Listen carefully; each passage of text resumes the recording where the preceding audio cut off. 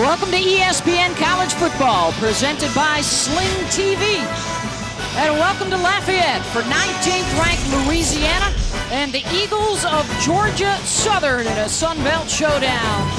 As the Ragin' Cajuns find themselves ranked in the top 20 and looking for their best start in over 30 years if they can get the win here today. I'm Matt Mullins along with Kirk Morrison and Dawn Davenport, and with all that's been happening in the world around us. Today at Cajun Field, Kirk, we've got a couple of senior quarterbacks looking to provide some comfort for their teams amidst the chaos. How fitting they both wear number one, because they are number one for what their teams want to do. You look at Levi Lewis for Louisiana, the offense, it goes through the quarterback, one of the more prolific quarterbacks in all of college football. I look forward to watching him play, especially after the last couple weeks, outstanding play. But look, Georgia Southern, they've got a guy in Shy Works. Their offense is more of a running game. They don't throw the ball much, but when they do, they tend to be effective. But Shy Works can put this team on his back. They did it in their first game. See if he can do it encore in game number 2. Louisiana in all red, Georgia Southern in the white with blue helmets. Chad Lunsford coming in at 1-0 and looking for a massive road win here. Billy Napier, well, the Ragin' Cajuns already have that big road win. They shocked Iowa State. They are 2-0 after an overtime win against Georgia State a week ago. And the opening kick, the fair catch out to the 25 for Georgia Southern. They've got some key cogs coming back this week, Dawn. Yeah, after missing 33 players due to COVID or injury in their opener, that inactive list just 8 today, and that gives that modern triple option offense a little bit of a boost. Among those back, Wesley Kennedy led them in rushing yards and all-purpose yards last season. They need him to be a bell cow for them today. Wide receivers Darian Anderson and Emil Smith, they're back, along with tight end Bo Johnson. Guys, coaches said he might be the second most important guy for them behind their quarterback. Yeah, more on that as we progress today. Of course, Georgia Southern working out of that gun option with Shy Wirtz. And they'll try to get around the left edge with Wesley Kennedy. So back in action, and the first touch right away for the senior from Savannah, who was their leading running back a year ago. Yeah, look, it didn't take long. His 2020 debut, Wesley Kennedy, and he already gets the football. You see what this offense was missing in week 1 versus Campbell. It's that explosiveness that Wesley Kennedy presents to the outside. Last couple of years under Chad Lunsford, they've run it about 75 to 80% of the time. When you talk to Shy, he says he'd love to prove that he can throw it a little bit more. We'll see if they want to or have to a little bit more today. Option right this time, and the pitch to J.D. King, the senior out of Fitzgerald, Georgia. He held down the fort when Kennedy was out, had 74 yards rushing and a touchdown in the win against Campbell. That's what you're going to see. It's number 1, it's number 12, it's number 15. That's the Georgia Southern offense. It's those 3 guys, the primary ball carriers.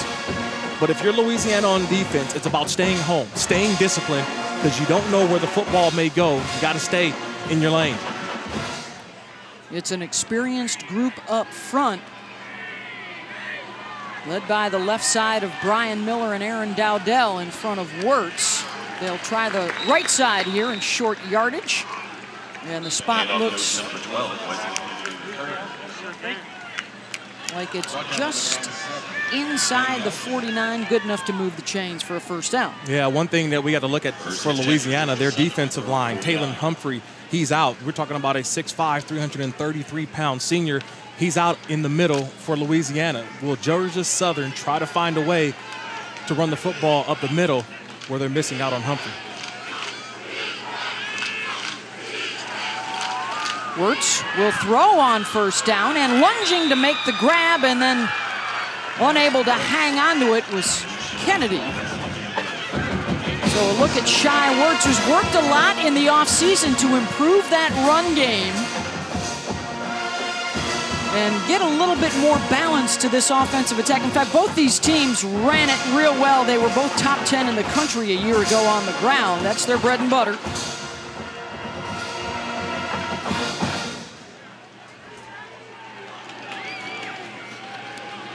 Wirtz will keep it. And Louisiana read it well, and then a penalty flag at the tail end of the play as Wirt's helmet appeared to have gotten ripped off. Personal foul, face mask. Defense number 24, 15-yard penalty, and an automatic first down. Number 1 may remain in the game because his helmet came off due to the foul. That's on Braylon Trahan with the personal foul. He did a tremendous job, that defensive line for Louisiana, but you can't hold on to the face mask. It's going to be interesting today. How does Louisiana handle the edges? Because that's where Shai works. That's where he gets his money at. It's on the outside. It's going through the sideline, putting some pressure on the perimeter of the defense. Louisiana defensive coordinator Patrick Toney, when we talked to him yesterday, said that's the one thing. First and foremost, got to win the edge with Wirtz. Gonna run it off the right side again for a couple. That is Matt Speedy LaRoche, the junior out of Venice, Florida. They may go 5 deep, as Don referenced just a few moments ago. We may see some of the freshman Jalen White as well as Logan Wright today.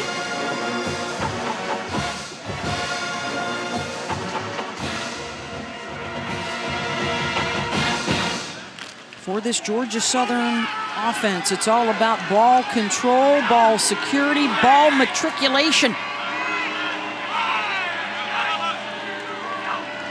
As they try and move it deeper into Louisiana territory, the pitch, the stiff arm for J.D. King gets around the corner, out a couple of yards shy of that first down marker.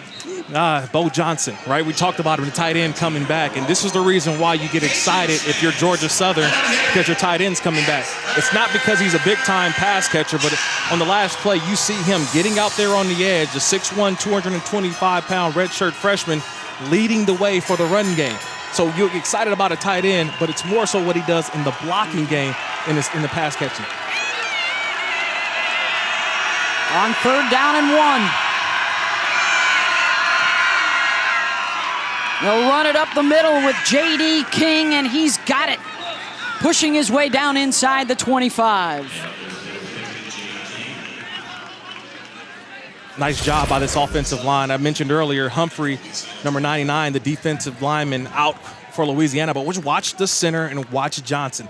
Both of these guys coming up in the middle, making a nice little block, giving just a nice little lane for J.D. King, 5'11", 220 pounds. You give him a nice little alley like that, he'll lean forward for a first down every time. Good first possession of the day for Georgia Southern. King again takes it in his belly, down inside the 20, so a red zone visit now for Georgia Southern. This would be big for them to start out with some points on their opening drive of the day. That hasn't happened very often for the Eagles in recent memory. Yeah, they haven't opened up with a scoring touchdown on the opening drive in a very long time. That's probably something they've talked about all week long. They need to go out and find a way to get this ball in the end zone. In fact, that last scoring drive against Louisiana 3 years ago. The Raging Cajun defense stiffens.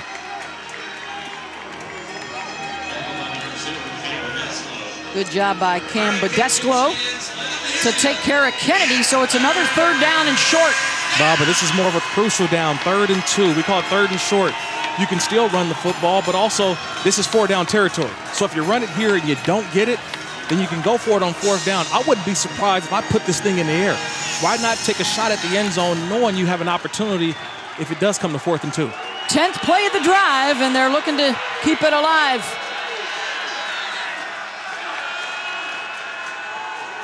Wirtz on the rollout, looking to throw, heaves it into the end zone, incomplete.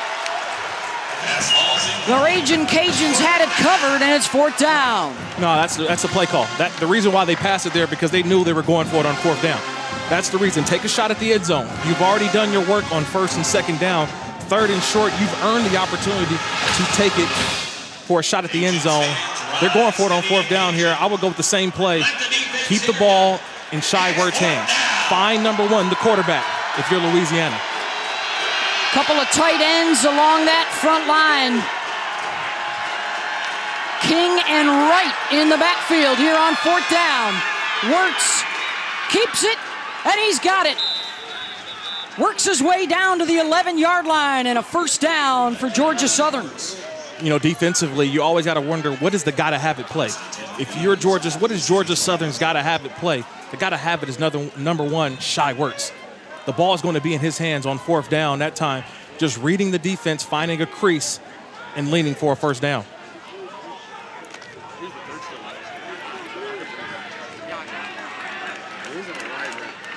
Wright and King will stay in the backfield as they bunch a couple of tight ends to the right side of the line. Wirtz able to handle the low snap. King avoids the strip and works his way down to the 6-yard line. This is an impressive drive, Beth, to start the game for Georgia Southern. It's been a little bit of mix of run, out to the outside, more so on the inside, on the interior of this offensive line. But now you get down here, things are nice and constricted now. So how do you find the open space? How do you get to the outside? This is where Shy Wirtz comes to life inside the 10-yard line. 13th play of this drive that's covered 63 yards so far. Down to the 4-yard line for Logan Wright, the junior out of Jacksonville, with his 10th carry of the season. I think you got to mention, too, that Louisiana also has linebacker Joe Dillon out, safety Cameron Solomon out. So if you're Louisiana, you still got to find some tackling. You got to find a way to, what we call bow your neck down here. They're bringing in the big boy package for Georgia Southern. Same thing on Louisiana side. I'm still looking to the wide side of the field where Shy Wirtz likes to work.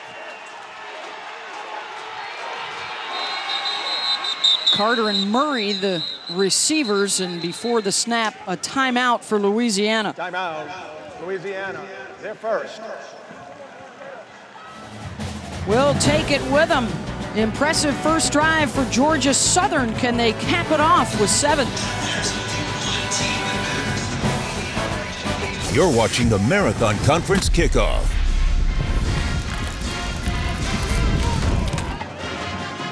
Welcome back to ESPN College Football, presented by Sling TV as part of Marathon Conference Kickoff. Opening drive for Georgia Southern.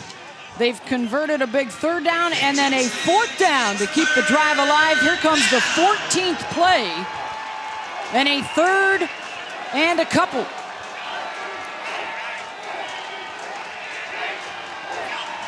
Wirtz from inside the 5, options left, the pitch to J.D. King, caught behind the line, able to dive forward, and it's going to be close. Let's see where the knee went down.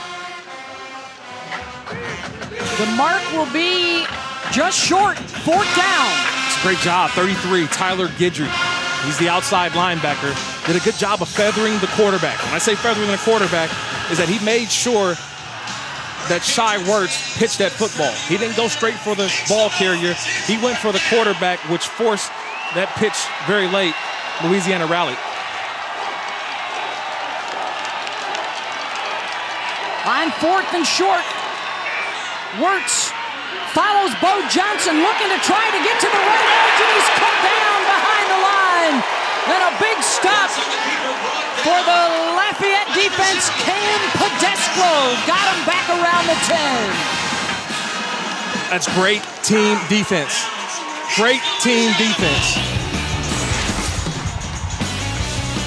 You're talking about guys understanding your lanes. Where do you fit? Gardner to the outside, but coming to clean up, number 0, Cam Podesco.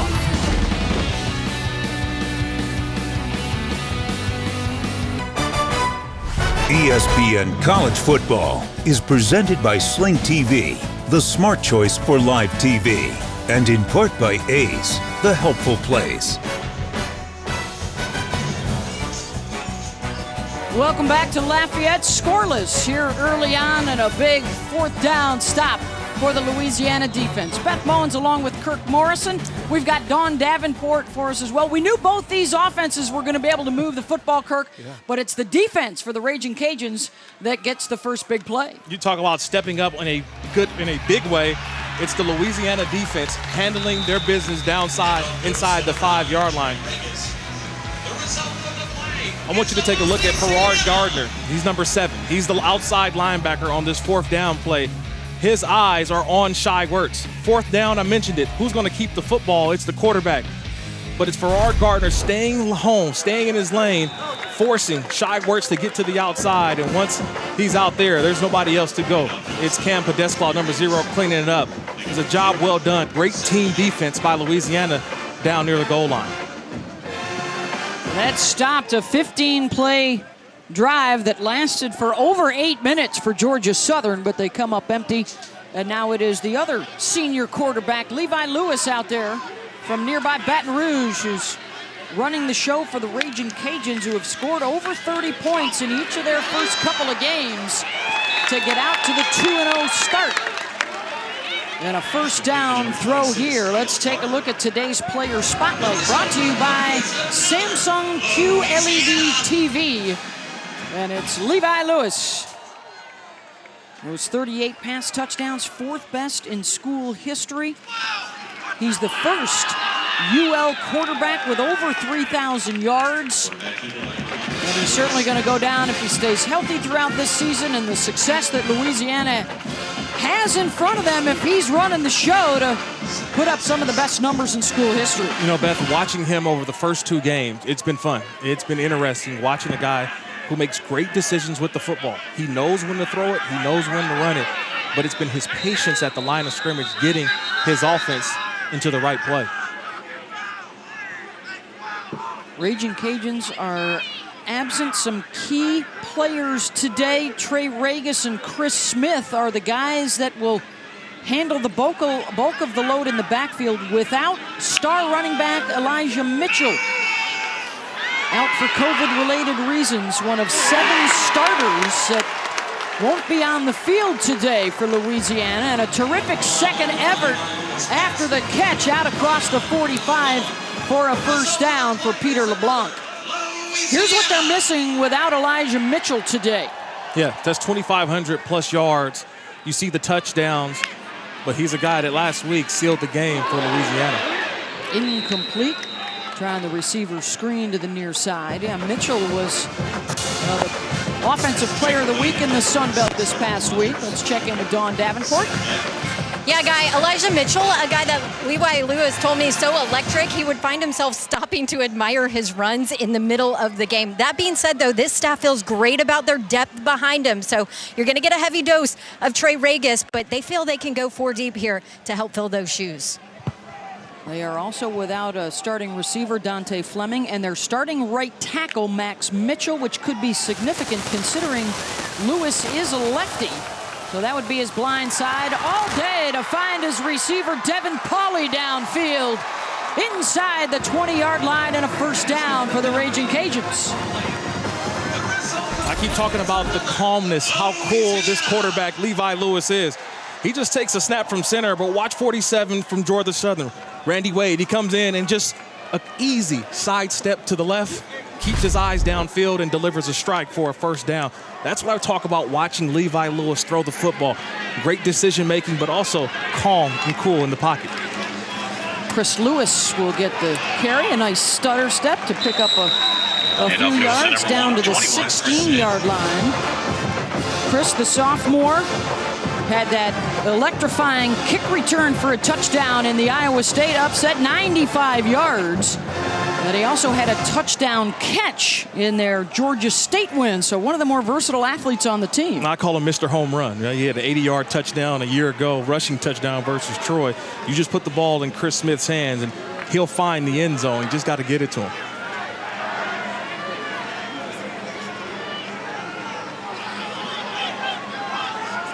Lacey is the motion man.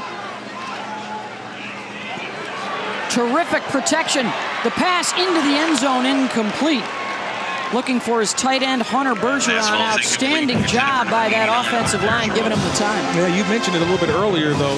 When you think about some of the guys who are out in right tackle, Max Mitchell, and you mentioned it's a left-handed quarterback. So when you hear a right tackle is out, with a left-handed quarterback, that's the blind side. So we may see more of this empty formation from Louisiana just so Levi Lewis can see the rush, see what's in front of him, and let him make some decisions to go with the football. They do have the advantage of having a couple of games under their belt, as opposed to the one for Georgia Southern, who they were off last week after their game got postponed as Smith takes it to the 15-yard line. Smith. Make it 42.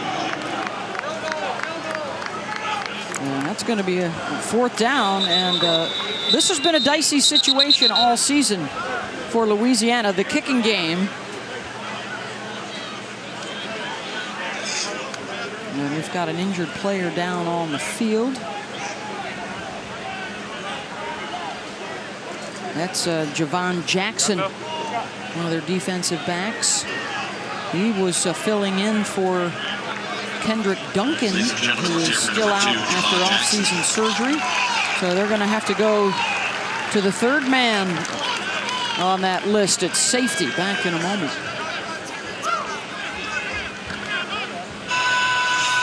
So upon further consideration, it looks like the Raging Cajuns will reverse course and go for it here on 4th down. With a kicker who is just 1 for 4 on the season. From the 15, 4th and 5. Lewis, the slant broken up, incomplete, and Georgia Southern gets a red zone stop.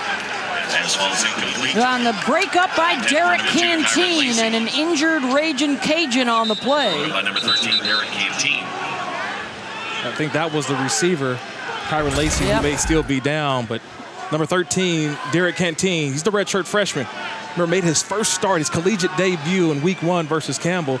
And trust me, he could have had a better first half, but he calmed down, and you see just the experience of one game for Canteen there, playing on the outside, waited for the ball to be delivered, got a hand in. Terrific play by the redshirt freshman. So a couple of long drives for the two offenses, stopped short on 4th downs. And Kyron Lacey, the freshman from Thibodaux, Louisiana, is the player that the athletic training staff is out there taking a look at. Of course, so much adversity for every college football team to face with dealing with the COVID-19 on top of your regular early season injuries and things of that nature. This is the list that is out today. Most of those COVID-related issues, although Washington and Fleming sidelined with injuries. You know, it's difficult for coaches as well, right? Yeah. They're trying to put a game plan together. Obviously, they want what's best for the players. The health of the players always come first, but it's obviously something that Coach Napier, Coach Lunsford, each week is you kind of roll with what you got. So after the 4th down stop, 1st and 10, Wirtz looking to throw it deep. He's got a man open at the 40, catching it in stride. And down close to the 20-yard line. Wesley Kennedy out of the backfield.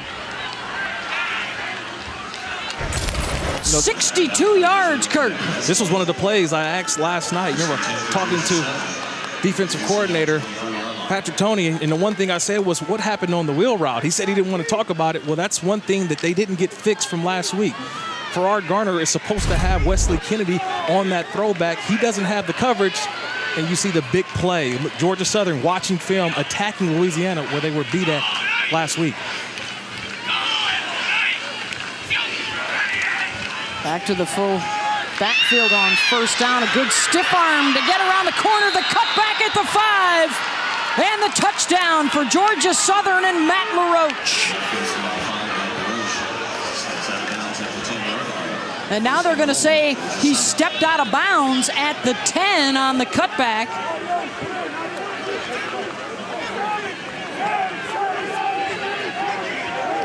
And that will take the 6 points off the board and set up a 1st and goal here for the Eagles. Yeah, that was all Matt LaRoche. Just to watch the stiff arm, the right hand.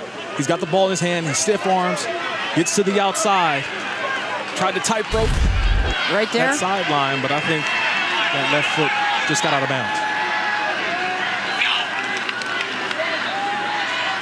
1st and goal. King off that strong left side behind Miller and Dowdell. And down inside the 5 to the 4. We talked about it a lot this week, right? That Georgia Southern, they want to throw when they want to and not when they have to. That was an opportunity a little bit earlier, a couple plays ago, of throwing the football because they wanted to. And look what it does. It sets up the offense inside the 10-yard line now, but it opens up the entire playbook for them. King stuffed around the 2-yard line. Well, so far they've done what they've wanted to do. They've had the ball control, time of possession dominant. They've had the ball security, kept control of it. They've had the matriculation. They've already got 134 yards of total offense here in the 1st quarter. The one thing they have not had is the big play to punch it in, and they've got another chance here on 3rd and goal. And that's the reason why is this Louisiana defense. They tend to stiffen up down here inside the 5-yard line, but I always say it, who do you have to keep your eyes on? It's the quarterback, Shy Wirtz, number 1. Make sure to keep him contained inside the 5. They will go ahead and let the clock wind down to the... As Wayne Winkler just told us, the end of the 1st, scoreless, but Georgia Southern hoping to fix that.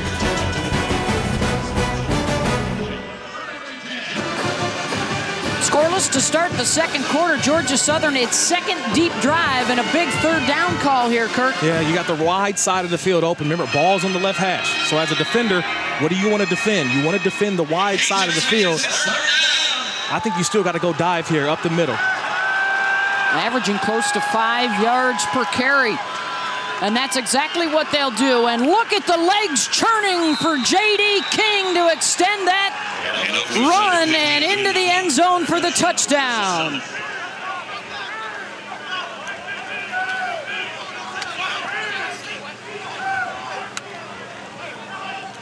It's a great surge up front by the offensive line.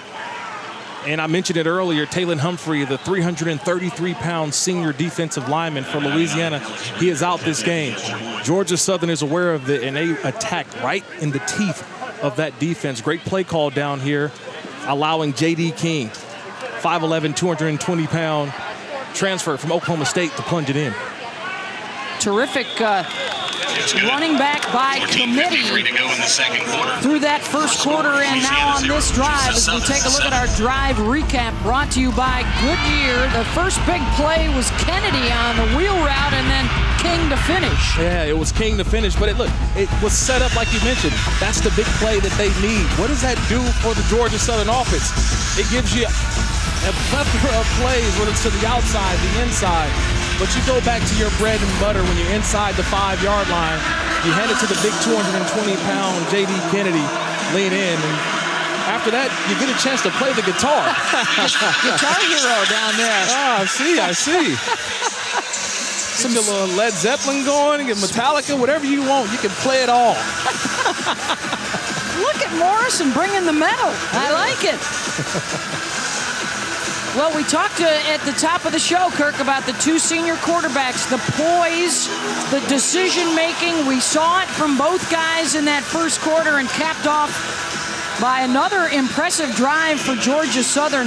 138 yards of total offense so far, and they have held Levi Lewis and Louisiana to just the 1 possession. Yeah, you talk about a team that's kind of determined. This is a brand new team. So I'm watching Georgia Southern week 1 versus Campbell, understanding that they didn't play a game last week. So they had to look at themselves and self-scout, and you get a bunch of guys back. This is a much different team that started the season.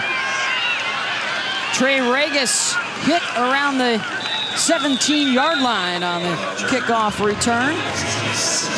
We got a studio update right now. Here's Kevin Connors. All right, Beth, it's brought to you by Rocket Mortgage. Start of the Lane Kiffin era at Ole Miss. Welcome back to the SEC, huh?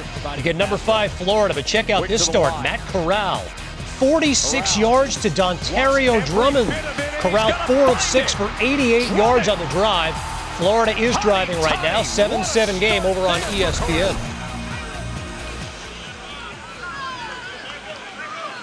Thank you, Kevin. Boy, the addition of Lane Kiffin and Mike Leach to the state of Mississippi and the SEC is going to make things really interesting. Yeah. Remember Lane Kiffin, my former head coach in the NFL there with you the go. Oakland Raiders. So I've always been a big Lane fan. Back in the SEC, and of course from the Florida side, a lot of folks like the Gators coming out of the East this year to possibly contend for that SEC championship in December. Yeah, early on we always say that, but it's always that dark horse team in the SEC that comes out of nowhere. Last year it was LSU. We'll see what the Georgia Bulldogs may have to say about that SEC East. Well, it's good to have the SEC back their opening weekend, and great news for the Big Ten, the Mountain West, and the MAC. They're all coming back as well in October and November. And nowhere for Levi to go with that throw as the pursuit was coming.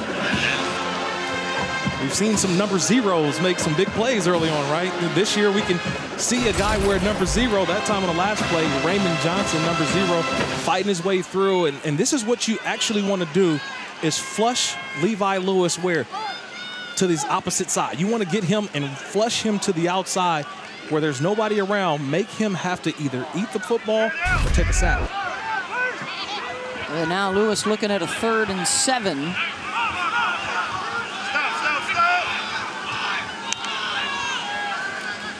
Out of that empty set again. He's got time across the middle. First down out to the 32-yard line, and Devin Pauley. You know, there's certain plays that you laugh at throughout the game, and talking to the offensive coordinator Rob Sale, there's just that 12 to 15 yards, 2 to 3 yards outside of the hash marks or inside the hash marks. Just depends on where the ball is lined up at. That is the throw for Levi Lewis. He does it every single game, and that time he converted for a first down. 4 for 8 for Lewis, 69 yards on the afternoon. They'll run it with Chris Smith, breaking tackles and out into the clear. One man to beat and tripped up at the Georgia Southern 30-yard line. Touchdown saving tackle by Anthony Wilson. Oh, look at the block, number 51, Zach Robertson. It's the left tackle. Watch the seal. He gets a nice little seal, and that's all you need. We talked about Smith, the home run ability. I call him a home run player for a reason. You give him that much room, it's always going to be a big play. 36 yards on that scamper for Chris. First down from just outside the 30. More of Smith. Dancing and darting his way down inside the 20, and a second trip to the red zone for Louisiana. And now Chris Smith is just showing out now. That's just showing the ability. We talked about the home run ability, but now showing some wiggle as well. And remember, it's a little warm out here. He might be limping a little bit as he comes to the sideline. Remember, they are without their other main guy in the backfield, Elijah Mitchell, and Chris Smith is headed into the tent on the sideline as Lewis finds a receiver out in the flat and down to the 10-yard line. Johnny Lumpkin on the catch. And deeper down that roster they go in the backfield. Yeah, same with the tight end. That's the second catch by a tight end this season for Louisiana. So now the running back, we'll look at that depth chart as the game goes along. But where will they get the production? We saw Kyron Lacey earlier go out the wide receiver and find some production here down here in the red zone. This is the true freshman, Amani Bailey out of Denton, Texas. Stays on his feet just shy of the 10-yard line.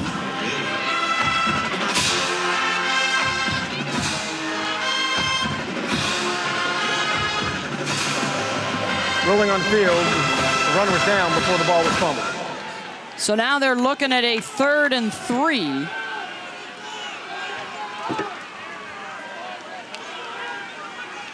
And they will empty the backfield here for Levi. 4 receivers. They've been stopped once deep in Georgia Southern territory already today. And the give up the middle, whistles as Regis makes his way to the end zone. But prior to the snap, the replay booth initiated a review of the last play. The ruling on the field was the runner was down before the ball was fumbled. It's under further review. All righty. Let's take another look. It happened late in the play. There's a lot of Louisiana fans here a little upset because that play would have gave them a first down in terms of the one that was not allowed to be ran. Let's take a look at what happened, though, on the play before. Ruling on the field was the knee was down before the ball popped out.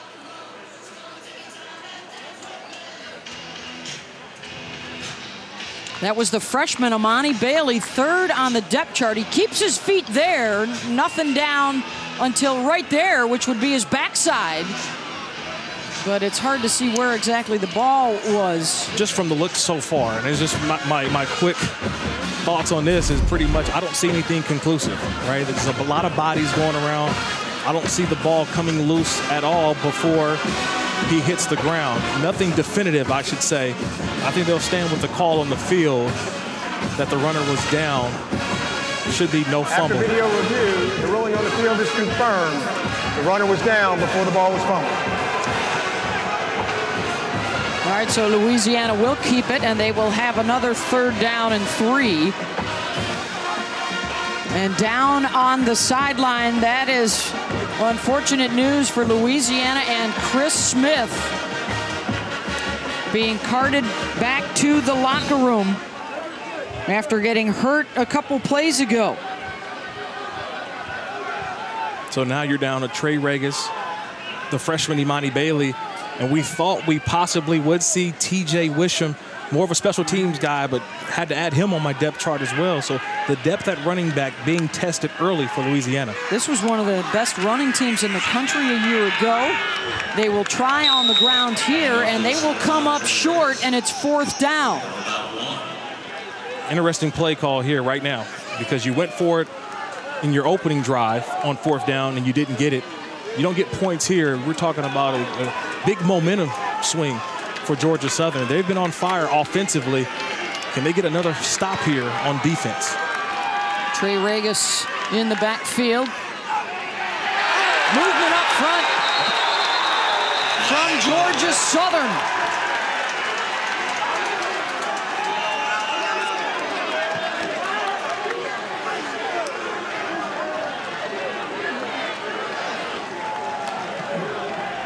Offside.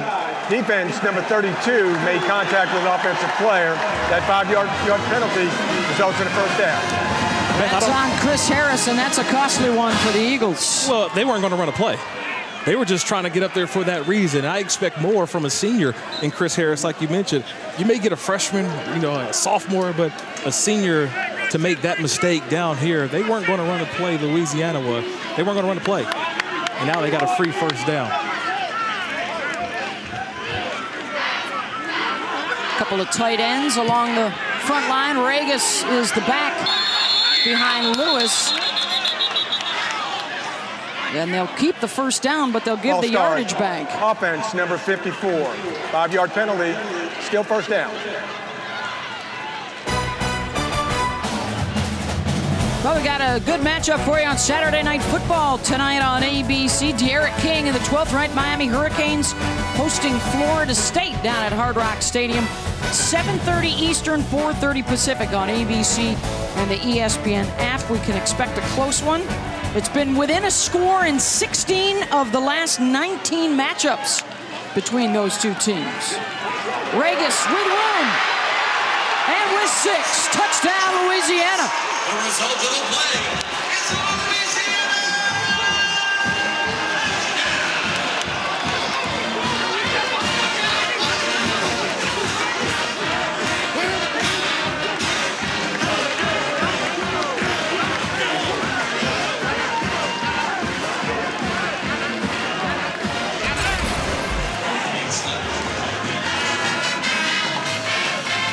Watch the right guard, number 58, Osiris Torrance. Just watch the block. Just watch. He gets off and seals. Come on, man. You could drive a Mack truck through that lane right there. Outstanding job by the sophomore from Greensburg, Louisiana, Osiris Torrance, creating a nice little lane for Trey Regis for a touchdown.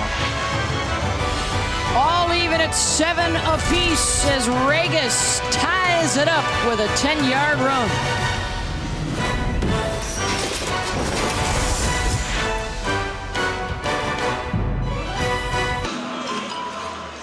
All even at 7 apiece, a 9-play drive covering 83 yards. And Trey Regis able to take it in. They got some help by an offside call on a 4th down to help keep their drive alive. The other news was the injury to Chris Smith, who was carted off to the locker room.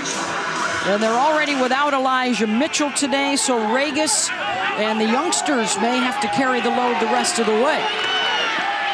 This is Wesley Kennedy on the return, cut down around the 15-yard line. Good job by the special teamers for Louisiana. How about an update with Kevin Connors? Hi, Beth. We showed you Matt Corral getting off to a terrific start in the Lane Kiffin era in Oxford. 46 yards to Dontario Drummond, and then 14 yards, that same combination again. 14-14 over on ESPN. Auburn, Kentucky, lone ranked matchup in the SEC today. DJ Williams, 1-yard touchdown run. They went for 2 and got it. 8-7 over on the SEC network. Auburn is leading. Meantime, Spencer Rattler sparkled in his debut. He was picked on the opening drive of this game. That's his lone incompletion. This one a touchdown pass to Drake Stoops, son of Bob Stoops. Oklahoma in front, Beth. Well, some of the big names in action again today. Spencer Rattler, the latest in that line of one-year quarterbacks that have been so good for the Sooners. The other score update, by the way, for Ragin' Cajun and Eagles fans, Appalachian State, a loser last week to Marshall, trailing Campbell right now in the first half. So they were the preseason favorites in the Sun Belt, winning the last 2 championships, beating Louisiana. But this week, according to the ESPN Football Power Index, Louisiana is now the favorite to win the conference. And with that comes some expectations. That means all eyes are on you, especially in college football right now. But I got to give a shout out to Campbell. I mean, their opening schedule has been all against the Sun Belt, and they've definitely held their own so far, maybe trying to get a bid to get in this Sun Belt conference. Georgia Southern, meanwhile, would love to spoil that Ragin' Cajun party. And a program that Chad Lunsford, he took over on an interim basis a couple of years ago. And this very proud program, 6 national championships in FCS. They had a couple of back-to-back losing seasons, and Lunsford has changed that course. They've got 17 wins over the last couple of years, and they've beaten App State twice. So this is a team that's on the rise. What a big statement it would be for them if they can come on the road and grab the upset. Got a big spot coming up right here.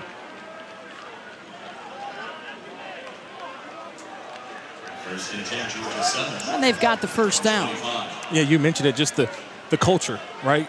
Coach Lunsford was here before, back in the 2003 or 2006, I would say, the early years, when it still was an FCS program, Georgia Southern. And now, being a head coach now, watching to where the program is kind of sort of taking off.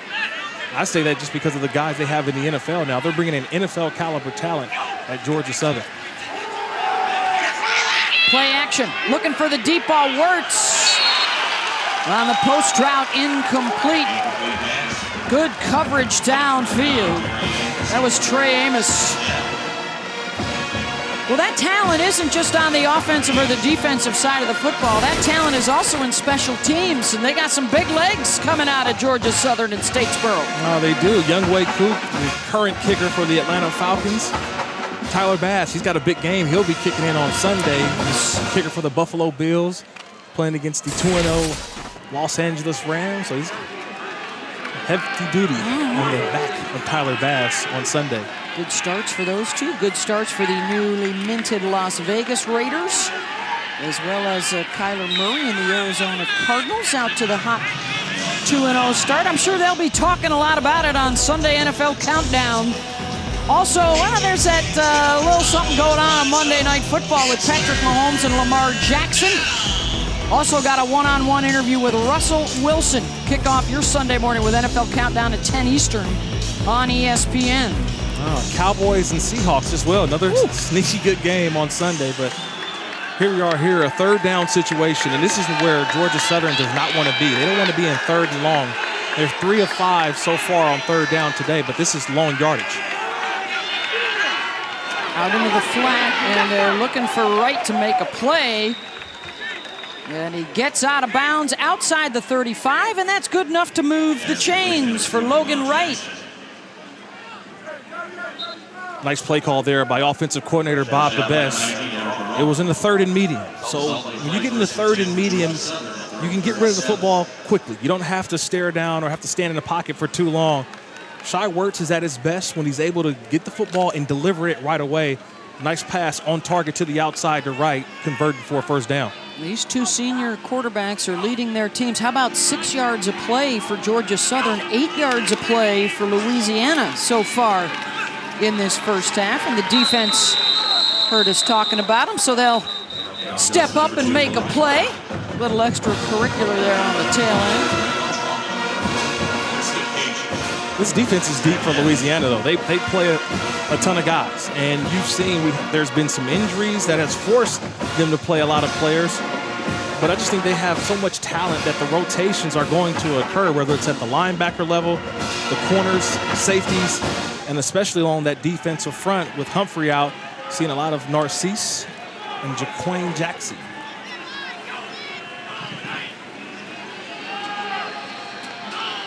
Gun option on 2nd down.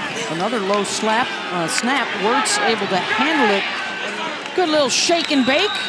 Out across the 45-yard line for Kennedy. Wesley Kennedy, the 3rd. Wesley in his return to the lineup is 3rd carry for 18 yards. He and King and LaRoche have been sharing duties today. Well, we know Wesley Kennedy won't be on the play count, right? I know it's his 2020 debut, and you would think, how many plays will he play? And Coach Lunsford said, don't worry about it. He's going to be out there until he says, okay, Coach, I can't go anymore. So first game for Kennedy, going to be out there a lot today. Wertz will keep it across midfield, down inside the 45-yard line of Louisiana. For Shai Wertz, his 3rd carry. He's 2 for 5 throwing the football so far in this first half. But when you gain 8 yards on first down, this is where Louisiana defensively be on your toes, because you did your work on first down, Georgia Southern. It's where you are able to take a shot at the end zone. King, first down And off to the 41-yard line. Result of the plays, first down for Georgia Southern. It's the tempo, it's the pace of Georgia Southern. This is what they want to do. Run the football, bleed the clock, bleed the play clock. And they want to keep Levi Lewis and that offense, that explosive offense of Louisiana on the sideline. This is all part of the game plan for Georgia Southern. They want to extend that advantage with the time of possession. They have held Louisiana to just a couple of touches of the football so far in this first half. Wertz trying to be patient, waiting for a hold, does not show up. Zion Hill leading the way up front. But you don't want to get lulled to sleep, and that's what happens sometimes. You start thinking of run, and all of a sudden, that's where Georgia Southern hits you with a deep strike down the field. But they're going to divvy up these carries. All right, it's going to be King. It's going to be Kennedy, LaRoche, Wertz, Wright. Everybody's going to touch the football today. 5 different guys have carried it so far. Flags coming from the secondary. Legal substitution. The offense had 12 players in the formation. 5-yard penalty, still 2nd down. Got to get a coach upset real quick. The illegal substitutions, but that's what happened in the first game, in the first half. early on, you get those types of penalties, that's not on anybody else but yourself, the offense. Listen to the play call, listen to who's in the game. Don't shoot yourself in the foot early on.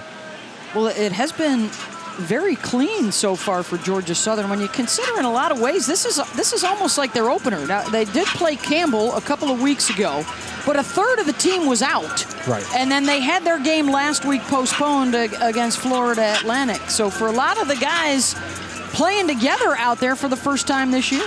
Yeah, I'm wondering if Coach Lunsford was trying to get a timeout, seeing that he had 12 guys out there, was trying to get the timeout before the official threw the flag. But once you get 12 guys in a formation, they're automatic. Timeout, Georgia Southern, they're first. He'll go ahead and use that timeout anyways off of the penalty to talk with his guys. All even 7 apiece. 2:46 to go here in the first half.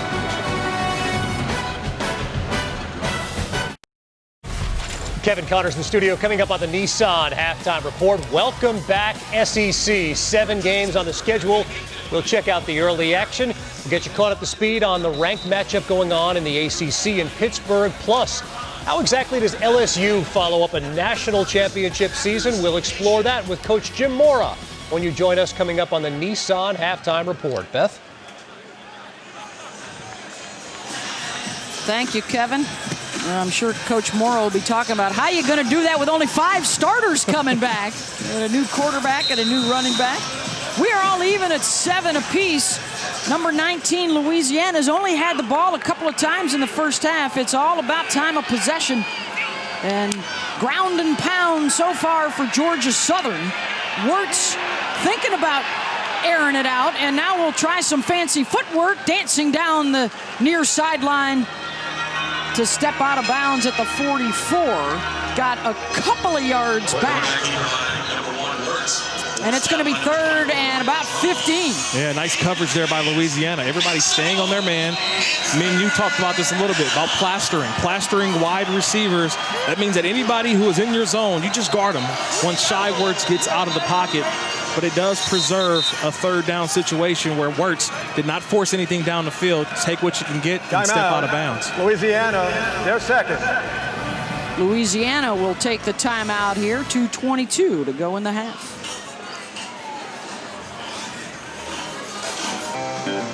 Before the game here in Lafayette, Louisiana honored the life and legacy of assistant coach D.J. Looney, who passed away in August, suffering a heart attack during team workouts right here at Cajun Field.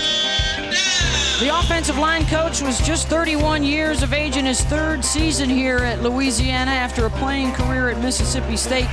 He was changing the lives and careers of young men here at Louisiana, sending a couple of guys off to the NFL draft this past season. D.J. Looney remembered today in their first home game since his passing. And the defense for the Ragin' Cajuns comes up with the 3rd down stop with under 2.5 to go here before the intermission. Yeah, got a player down. Looks like number 10, Andre Jones. Defensive end, a converted outside linebacker, but it was his pursuit of Shy Wirtz that forced that errant throw. An outstanding job of Jones just running and just trying to get to Shy Wirtz. Outstanding play because it forced an errant throw, and now Louisiana should get the football back. It has been all ball control here in the first half. 3 possessions for Georgia Southern, only 2 for Louisiana, and they appear to be set for their 3rd touch of the ball with the punting unit on here, 4th down for the Eagles. Eric Guerrer is the deep man. Anthony Beck, an outstanding punter. A Ray Guy candidate, will try and knock this one down deep. And it bounds into the end zone for the touchdown. 2-minute drill here for Levi Lewis and the offense, and a shot at the lead before halftime. And for the Sun Belt Conference, it's been a terrific start to the new year. That opening weekend, they dominated the Big 12. Yeah, that was the big win that everyone talked about. It was Louisiana going to Ames, Iowa, and beating the Cyclones 31-14. But that wasn't enough. It was what Arkansas State did. They go to Manhattan, Kansas. They take care of business and beat Kansas State 35-31, and Coastal Carolina defeating the Kansas Jayhawks 38-23. It was outstanding weekend for the Sun Belt, but at the same time, nobody's going to want to play them next year, right? Just because of the success that this conference has just kind of been glowing for the last couple years, and you see it now. Outstanding football here. There is the Sun Belt Coach of the Year last season, Billy Napier, in his third season. They've been knocking on the door with a couple of trips to the Sun Belt Championship game.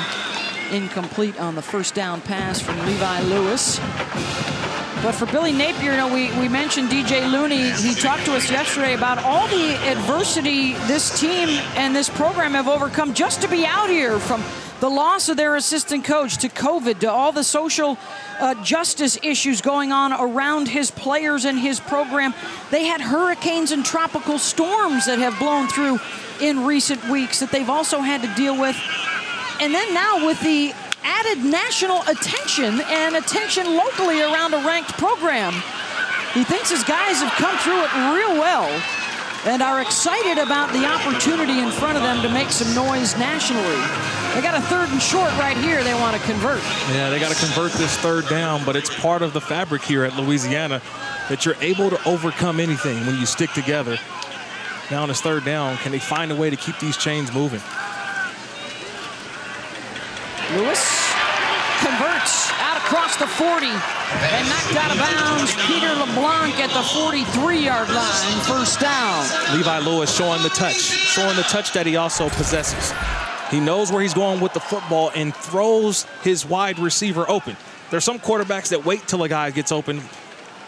Levi Lewis doesn't do that. He just throws the ball right there and leads LeBlanc to the outside for a 1st down. 16 yards on that hookup. 1:34 to go here in the 2nd quarter. Lewis again with time, finds his man at midfield, and tight ends are doing some work so far in the first half. And that's Johnny Lumpkin, the junior from Atlanta. You know, we always talk about the running backs and how they're great runners, but guess what? You got to be able to block. Watch the running back here, number 9, Trey Regas. You got to pick up the block. What stands in there, this is what outstanding backs do, all-around backs. And I think Regas, I know Elijah Mitchell's out, but these two guys are showing that they can play on the next level. They got it all. They got the package. They can run, they can block, they can catch out of the backfield. Regas is offset. He's a check down, but Lewis has other plans, throws it deep, and it's intercepted at the 15-yard line. Raynard Ellis with the pick, and it goes back to Georgia Southern. 3rd interception of the season for Levi Lewis. That's a highlight play. That's a linebacker, number 36, Raynard Lewis, flipping the hips and says, yes, guess what? I can catch just as well. Making a play.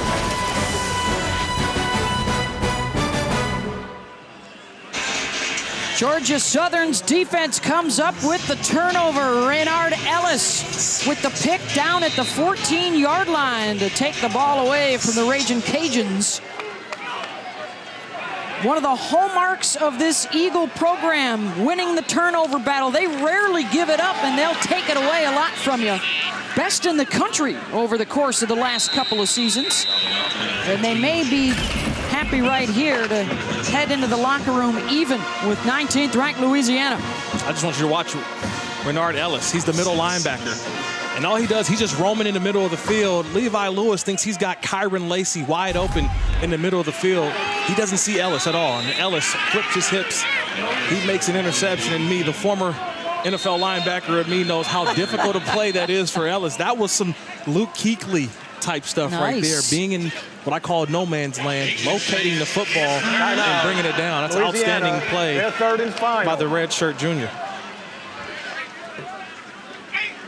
So the Ragin' Cajuns use their final timeout. We'll let America Google how many career interceptions for Kirk Morrison. Oh, I know. And while they do that, we'll remind you that we got a huge matchup coming on Monday Night Football. MVPs everywhere. Well, at least the two quarterbacks, Patrick Mahomes and the Chiefs, Lamar Jackson and the Ravens. It's 2-0 versus 2-0. Monday Night Countdown gets you started at 6, and then 8 Eastern for the coverage on ESPN Deportes, the ESPN app. How about a guy from right down the road here at LSU, and Clyde Edwards-Helaire? Is he the front runner already for Rookie of the Year honors? Had that huge week 1 against the Texans.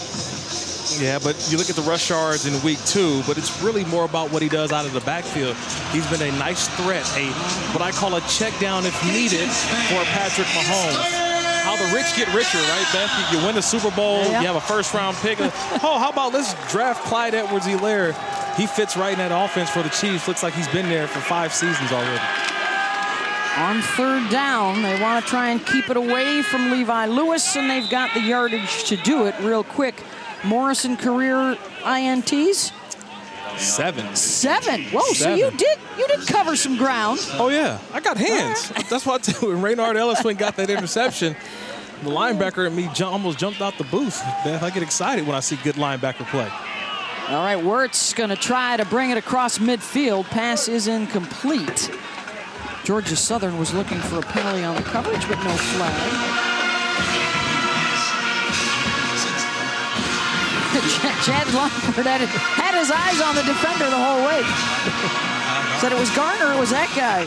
Be interesting how they go about these next couple plays.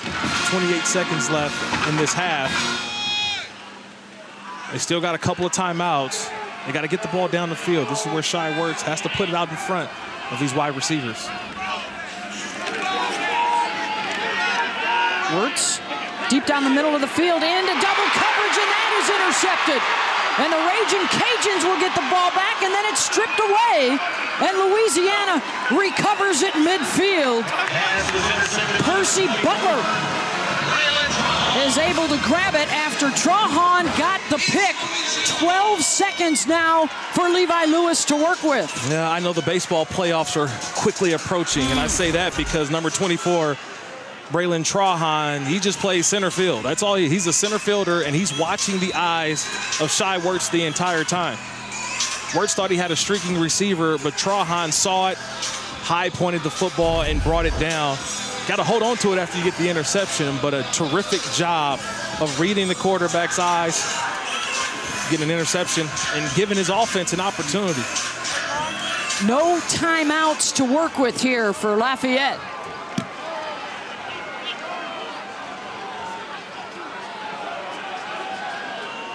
LeBlanc, his favorite target so far this year, down the bottom of your screen. Levi's looking that way. LeBlanc gets behind his man and makes the catch. Down to the 16-yard line. 5 seconds on the clock as they hustle to the line of scrimmage, ready to spike it.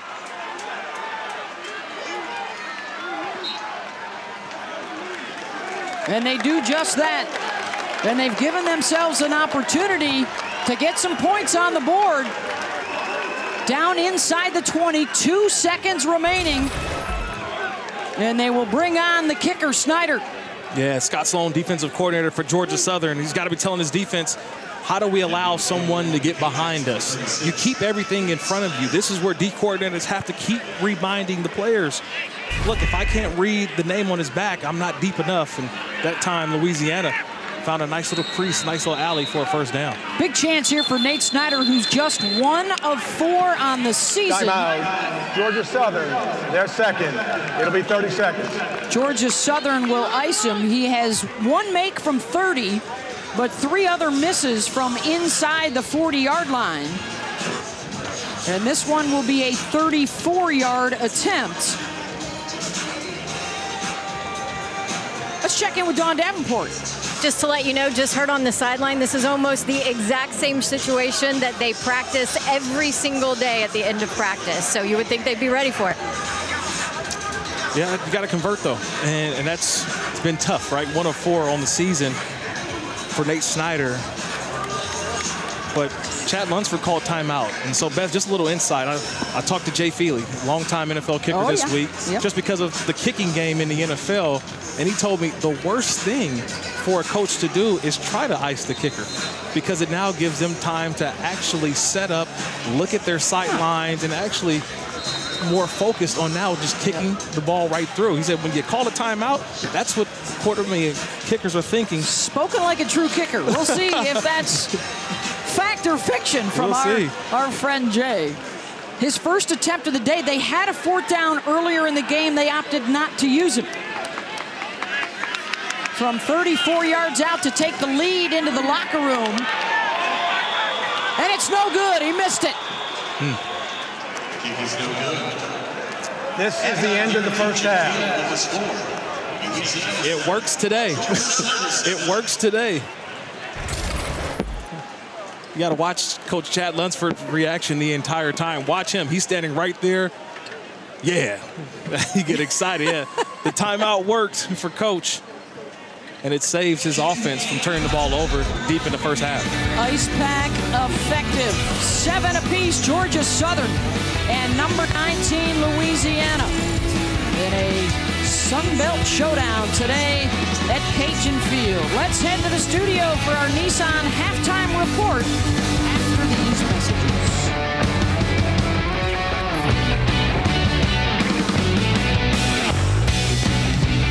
ESPN College Football, presented by Sling TV.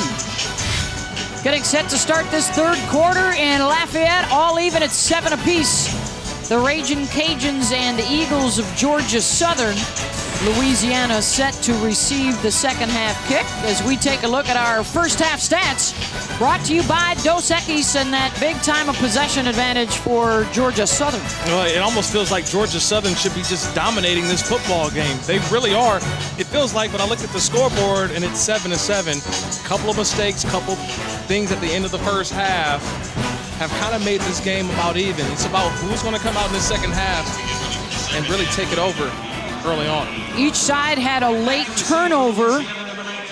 Lafayette had a chance to cash it in, but Nate Snyder missed a 34-yard field goal. That makes him 1 for 5 on the season, so that could really impact the play calling in this second half for the Ragin' Cajuns, who only were able to run 27 plays in the entire first half because of the ball control for Georgia Southern. Good return out to about the 34-yard line. Let's check in with Dawn Davenport. Guys, talk to head coach Billy Napier. We're a second half team, he said. We'll be all right. They showed that last week, down by 2 touchdowns against Georgia State, came back to win that ball game. Now, he did point out they've got to get off the field. They've got to get some stops. They've got to get the ball in their hands, but they feel like they expected that coming in, playing this kind of offense. As for his running back situation, Chris Smith suffered that ankle injury in the first half. He's officially questionable. He said, we're good, though. He pointed out true freshman Amani Baylor to help carry that load for them. We saw a little bit of those other guys. It's Regis who will get the start here in the backfield. And Trey will get the carry, but it looks like it's coming back a flag in the backfield as he bounds out to the 40-yard line.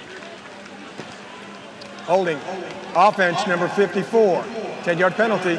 Replay first down. That will be Tyler Brown. Worth noting also, as Dawn referenced the comeback last week, it was in their first game at Iowa State where they shocked the Cyclones, outscoring them 21-0 in that second half. So Napier has made some good halftime adjustments in their 2 games this year. Absolutely. They've been tested. You mentioned it, week 1, Iowa State. They were tested last week against Georgia State, but then also they won in overtime. So they're used to games like this, but it's just about limiting the mistakes and finding ways to keep the ball moving, keeping this offense on the field. Just the 3rd penalty of the day on Louisiana, but it does set them back 1st and 20. Levi Lewis on the rollout. This is where he can be dangerous off the scramble. Forced out of bounds. Well, they'll mark him out around the 30-yard line. Get some of that yardage back. I'm glad you said that because I want to see him be more dangerous. I felt like once he rolled out of the corner, there was nobody there. Go get your free 10 yards and then get out of bounds. That time he does a great job of always keeping his eyes down the field, but it's sometimes get the yardage that is there for you and sets up those big plays down the field. injured player for Georgia Southern. That was Raymond Johnson, their all Sun Belt defensive lineman, who has to go off to the side. Replaced by A.J. Watkins.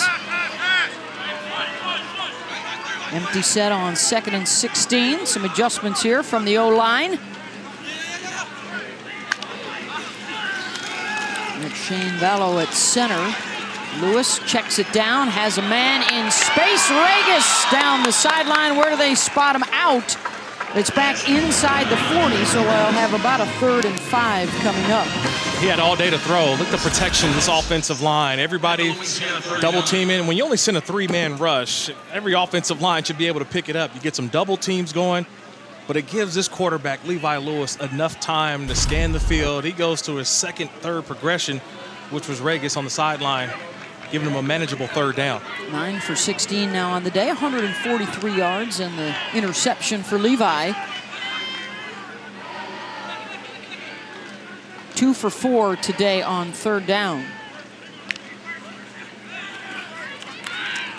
Well protected again, but he bounces that one in the turf, and immediately both his hands go down to his knees. He knew he misfired on it. It's 4th down. He knew where he wanted to go with the ball. He saw the blitz coming from Georgia Southern, and he just delivered a bad pass. That's where you see the quarterback say, I had it. But that's usually the hardest throw when the guy's wide open. It wasn't necessarily a rhythm throw. He read it right, just a bad pass. Well, the punting unit will come out. Reese Burns, 47 yards on his one and only punt, or excuse me, his first punt of the day today for the junior from Melbourne. Caleb Hood, Wesley Kennedy are back around their own 20-yard line. And a spinner. Hood barely able to hang on to that one, and he's wrapped up immediately and taken down at the 23-yard line. First possession of this second half for Georgia Southern after the defense gets the stop. Welcome back to the Marathon Conference Kickoff.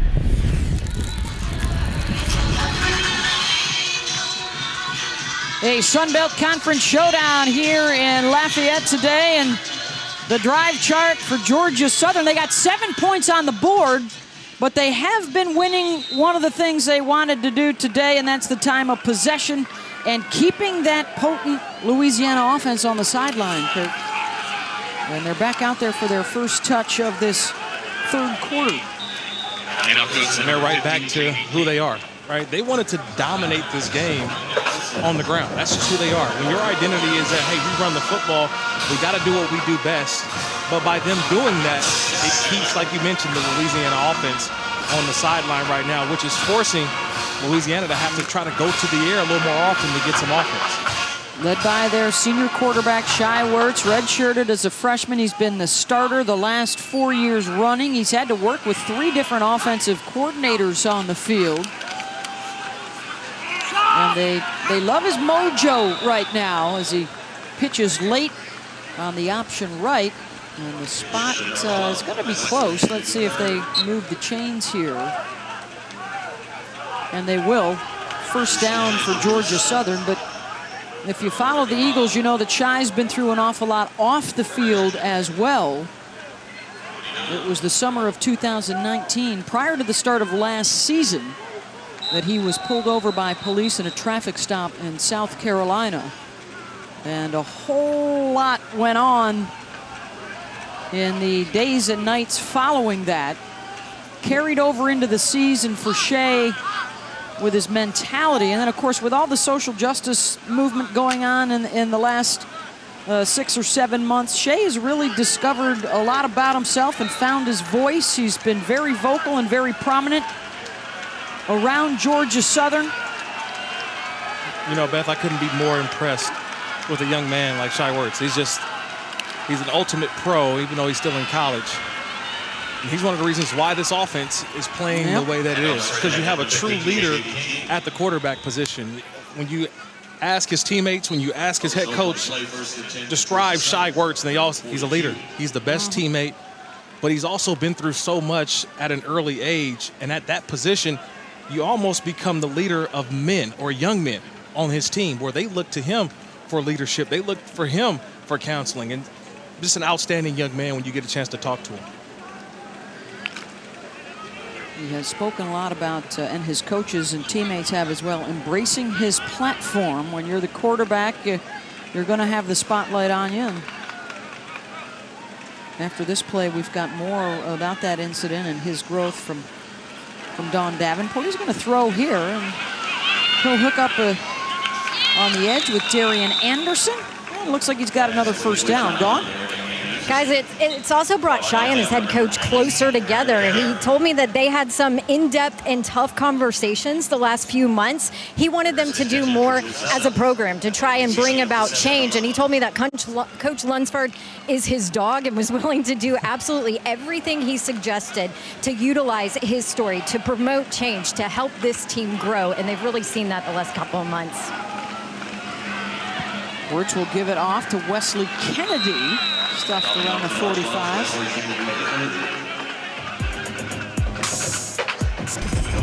So it was the summer of 2019 when Wirtz was arrested after police officers claimed to have found traces of cocaine on his car. Wirtz claimed all along it was bird droppings. He was suspended briefly by Georgia Southern while the investigation was going on, and then after having to spend the night in jail, ultimately he was cleared of all charges. He returned to the team. He quarterbacked them through all of last year, ended up in a bowl game, and after all of that experience with social injustice, he has really become outspoken on the issue over the course of the summer.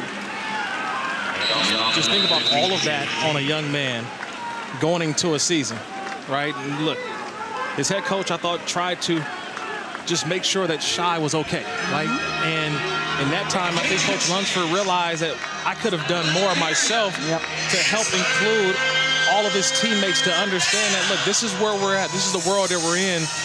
Understand, how do we get better from this and move on from this? And I thought that Shai Wirtz this year being able to play without some of the burdens that he had to worry about just a year ago.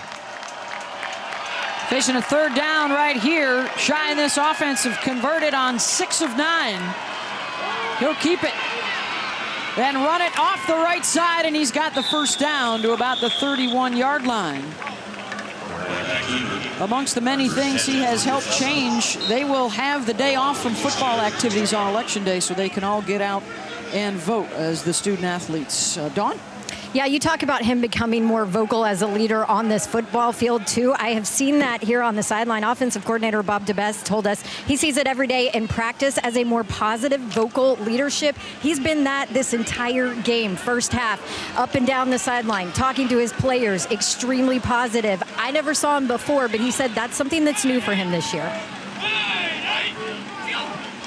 He's done a solid job running the show here today on the road. They'll run the dive up the middle and get it down inside the 30. J.D. King, Wesley Kennedy, Matt LaRoche, Logan Wright have all had carries along with Shai as they have spread it around in the backfield.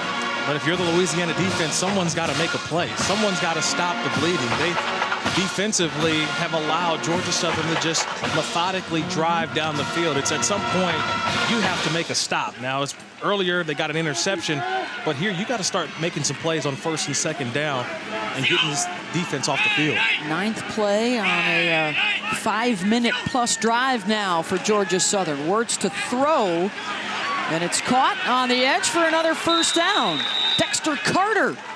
Little extra work for him at the end, down to the 16-yard line. I don't know, why would I be playing off if I'm Louisiana? I mean, if they're running the ball, I'm going to say that my defensive backs can run with these wide receivers, and if you get one-on-one on the outside, hey, we got to make a play. But right now, not committing more guys to the line of scrimmage, and that's why Georgia Southern keeps finding area and room to run. They pick up 13 more yards there. King makes his way for a couple right up the middle.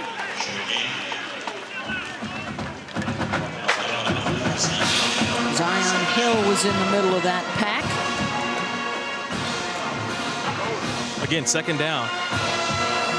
Where do you find this offense. Do you put it in the air or you can continue to run the ball? I think, again, you look at the distribution of carries from the running backs.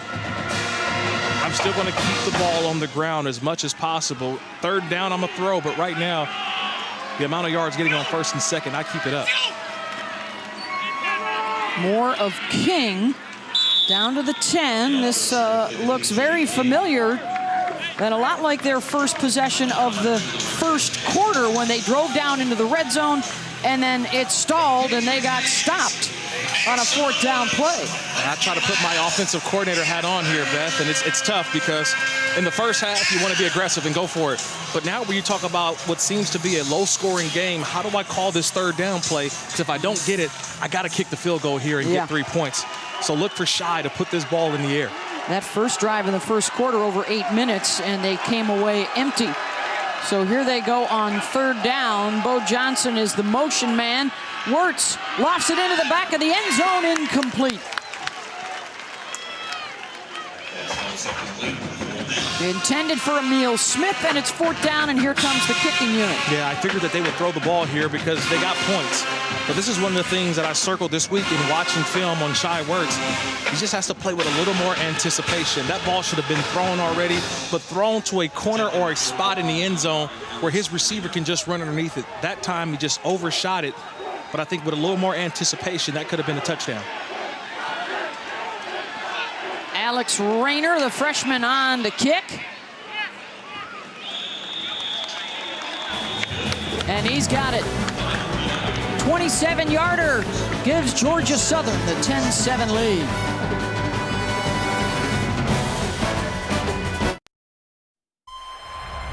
Big trust. Woo, woo. What about those teams? We dominate. One play at a time. Do something special. The man, the myth, the legend, Lamar Jackson.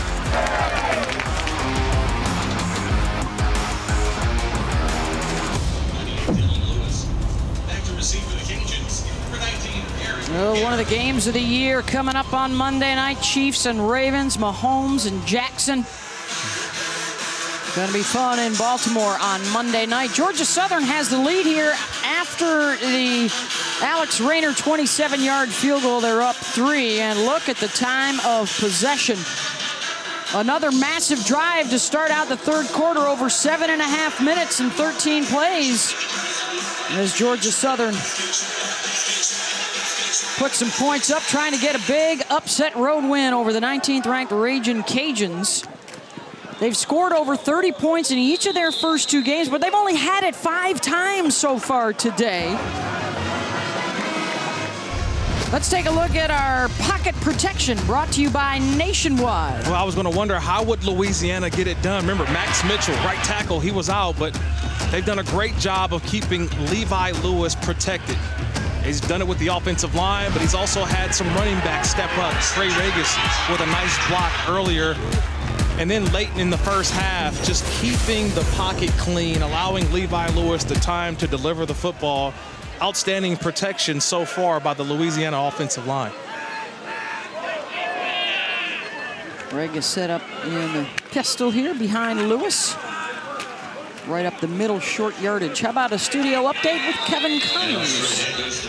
All right, Beth, now let's go to Oxford and take a look at today's Capital One rewarding performance. Boy, Florida throwing it all over Ole Miss today. Kyle Trask, 71 yards, and look at that stiff arm. Kyle Pitts, 5 TD passes for Trask. Last Gators quarterback to do that in an SEC road game, Rex Grossman in 2001. Oh, Rexy. Kyle Trask having himself an afternoon with the Florida Gators. SEC is back. The Big Ten coming back, the Pac-12 coming back, and also this week the Mountain West and Maction going to return as well. So that means all 10 of the conferences in FBS will be playing hopefully right around the first weekend in November. Well, now that everybody's back, Louisiana, I think the pressure is now on them. What they've done the first 2 weeks can kind of go out of the window because now everyone is now joining the college football party. They want to continue this momentum they've had the first 2 games. This is a big, big drive here, Beth, for this football game. They've got to get some points. They got to get a good drive here because without it, you give the ball back to that Georgia Southern offense. They can run it for another 10 minutes and really put the pressure on Louisiana.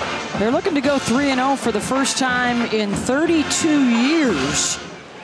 And when you talk about being ranked 19th in the country, right now you've got 7 teams outside the Power 5 that are in the rankings. How many of those will stick around early November when voters can start adding Big Ten and Pac-12 schools? And they're going for the deep ball right here, and it's broken up at the 5-yard line.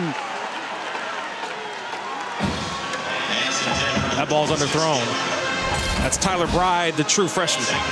And just take a look at the play by number 24. He's what I call out of phase. He's just running, but there was no panic by the true freshman out of Atlanta, Georgia. He stays there. The ball is just a little underthrown, but no panic by number 24, Tyler Bride.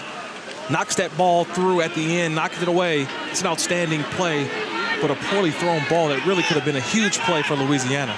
Looking for Caleb Carter right there.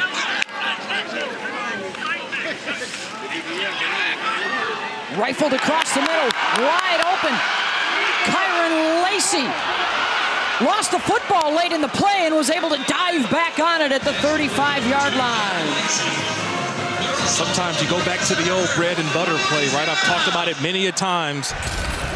It's that what I call the end cut. It's a 12 to 15-yard route right on top of the hash marks. That's the throw that Levi Lewis loves. And you see he connects with it. You just got to make sure to hold on to the football if you're a true freshman, Kyron Lewis.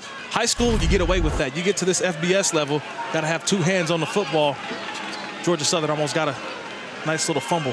27 yards for Kyron Lacey and this wide receiver core made up primarily of freshmen and sophomores, working with the senior Lewis. Looking to go over the top for LeBlanc. Crowd wanted a flag for interference, and instead LeBlanc comes up limping off to the side. No flag on the play. No, a little hand fighting there. Darryl Baker showing the veteran move. That's a 5th-year senior, too. So when you get number 14, Darryl Baker, the 5th-year senior, knowing where he's at on the field, gets a nice little arm lock. Official doesn't see it, but they're both hand fighting a little bit, and the ball just a little bit out of reach for LeBlanc. 2nd and 10. Lewis. In the tunnel is Errol Rogers, the true freshman from right here, Lafayette Christian Academy. He gets it back to the line of scrimmage, so it's 3rd and 10. Another one of those true freshmen for Louisiana on offense. Just trying to get the ball out of Levi Lewis's hands quickly and allow these playmakers for room to run. But just the rally and tackling of Georgia Southern, been truly impressed by what they've been able to do defensively. Imani Bailey now as the offset back as Lacey comes in motion to the near side. They're going to run it with Bailey. Showing some speed. He's got the first down inside the 15. Diving down to the 11-yard. Electric run by Imani Bailey, the true freshman.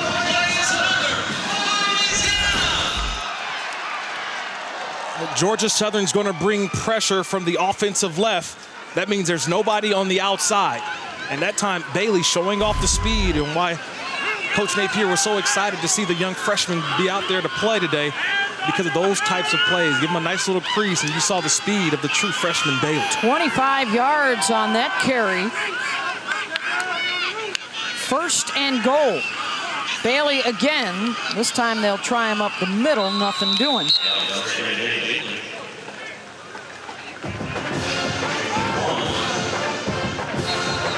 Todd Bradley down near the bottom of that pile.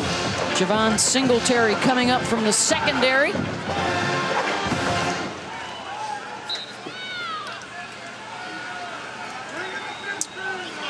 Remember, big drive here. I keep mentioning that, but remember where they're at. 1st and 2nd and goal here. They're going to go for it, Beth. I'm just telling you, because we know with the field goal kicking issues, if you're Louisiana, they've got 3 plays here inside the 10. LeBlanc has not yet returned after his injury. The delay to Regis. He'll get to the 8, and that is it. So 3rd and goal coming up. I talked about it earlier this half when Georgia Southern had the same situation. Ball's about, what do you say, maybe the 8-yard line here, 3rd down. You trust your senior quarterback to make the right decision here, but you've had a kicker who's been struggling, 1 of 5 on the year. Is this 2-down territory in the 3rd quarter? I would say, yeah, 2-down territory inside the 10-yard line. You may see 2 plays here inside the 10. Lewis, back corner of the end zone, broken up, looking for Devin Pauly, and it is 4th down. They got the matchup they wanted. Anthony Wilson, another one of these redshirt freshmen for Georgia Southern. And I'm shocked here, Beth. I really am. They are going with the kicker, Nate Snyder. Yeah, I would have probably ran the ball there. Maybe tried on 4th down again as well, but you got to get your kicker confidence at some point. He has missed from 34. This attempt will be 25. And it's good. It's good. 30 seconds. Nate Snyder knocks it through to tie it up at 10.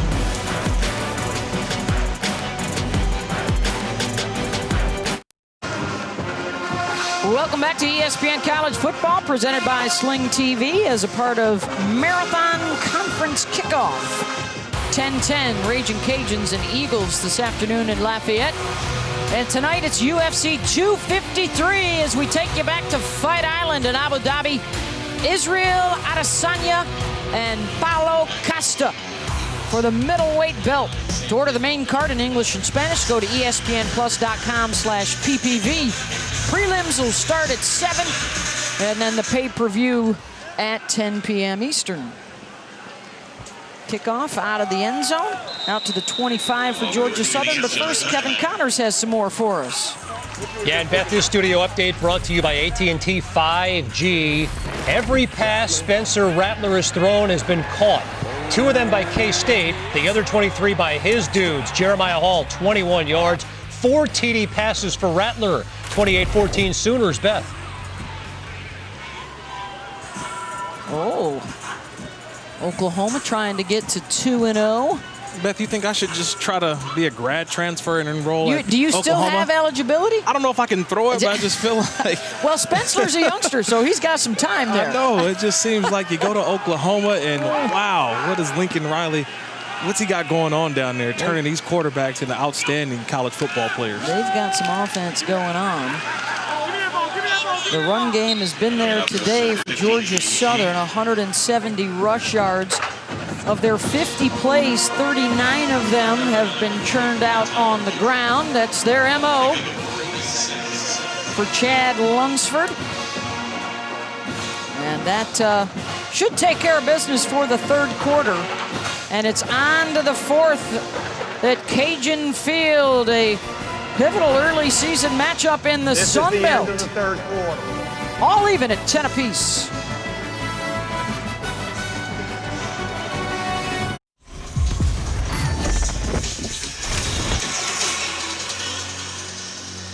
Time for the 4th quarter here at Cajun Field, all even at 10 apiece. Georgia Southern and number 19, Louisiana. And it's been all about ball control and time of possession today for Georgia Southern.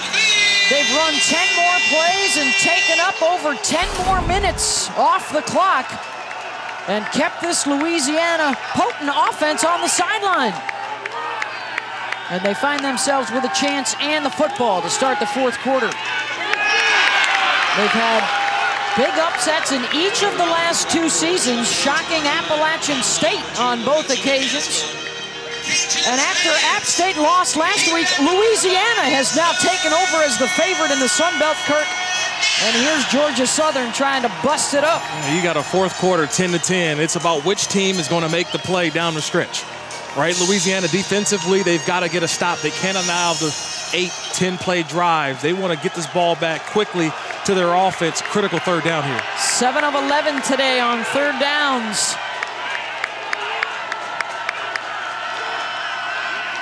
Wirtz in trouble and thrown down for a loss. And that's the leading tackler on the team. Lorenzo McCaskill over there to give a big shout out to Farrod Gardner. Farrod Gardner, 2 weeks ago against Iowa State, he's the National Defensive Player of the Week. But watch number 7. He did it earlier in the first half, but just watch his athleticism. Defeats the block and goes and gets Shy Wirtz and tackles him. That's just an outstanding play. He's been all over the field, one of the most impressive guys I've seen so far in the early college football season. Outstanding play. Anthony Beck, the wobbler, Eric Guerra will have a shot at a return here. Beats the first guy, stays on his feet, out to about the 42-yard line.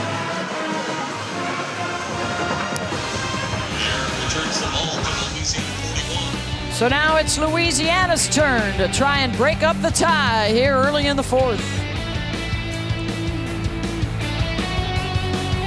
Changes in the SEC.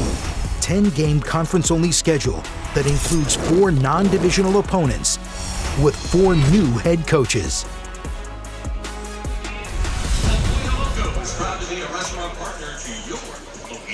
It's going to be fun to watch. The Southeastern Conference playing again, starting out today. Games underway.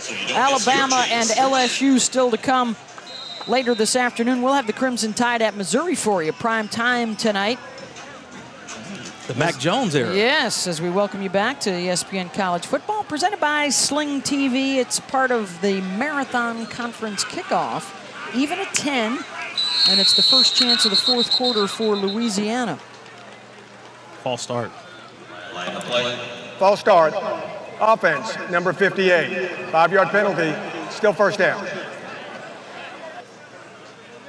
2-0, the huge upset in their first game, surviving in overtime in their second game, and now we find out some of that Billy Napier magic. What has he picked up from his days as an assistant for both Nick Saban at Alabama and Dabo Swinney at Clemson? The only head coach in the game right now today that has been on the sideline with both those legendary guys. I think the one thing that he's probably telling his players is expect a game like this, right? Deep into the fourth quarter, fellas, we're going to play games like this. They no longer are the hunters in college football. They are now the hunted. Yes. You beat Iowa State. You win in overtime last week. You're going to get everyone's best. But we got to make sure we take care of us. And right now, an outstanding game so far on both sides. Louisiana just has to find a way to get some points on the board outside of a field goal. Championship pedigree, by the way, for both of those teams.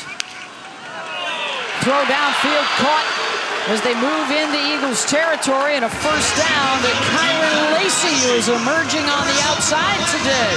One of the more difficult throws in college football is what they call the honey hole. The honey hole is that area of the field right behind the corner, but in front of the safety.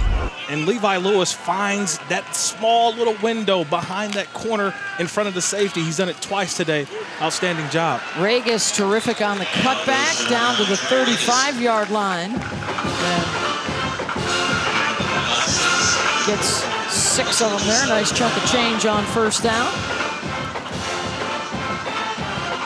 What did Billy Napier talk to us about yesterday? Not only do we want to be better on third down, but we want to avoid more third downs, and that means get the big yardage on first down. Regas got it for him there, and he is close to a first down on that second down carry. Flag on the play. Holding. Offense, number 54. 10-yard penalty. Replay second down. That's redshirt freshman Tyler Brown. Saturday Night Football coming up on ABC. The Miami Hurricanes, their offense is looking good with De'Aaron King and new offensive coordinator Rhett Lashley. They'll take on Florida State, where Mike Norvell will be coaching remotely. 7:30 Eastern, 4:30 Pacific on ABC and the ESPN app. Kirk Herbstreit will also be broadcasting remotely. staying home out of some safety concerns around the COVID. So we certainly hope that all is well for Kirk and his family. Across the middle for another first down for the Ragin' Cajuns. Jalen Williams and Levi Lewis looking confident right now in the pocket. Yeah, that's one of the attributes when I watch film. I write down timing, rhythm, thrower. That's Levi Lewis. Fake, that's the timing part of it. And then the throw on the money. He releases the ball really quickly, and that's the reason why he leads his receivers. Nice pickup there for a first down.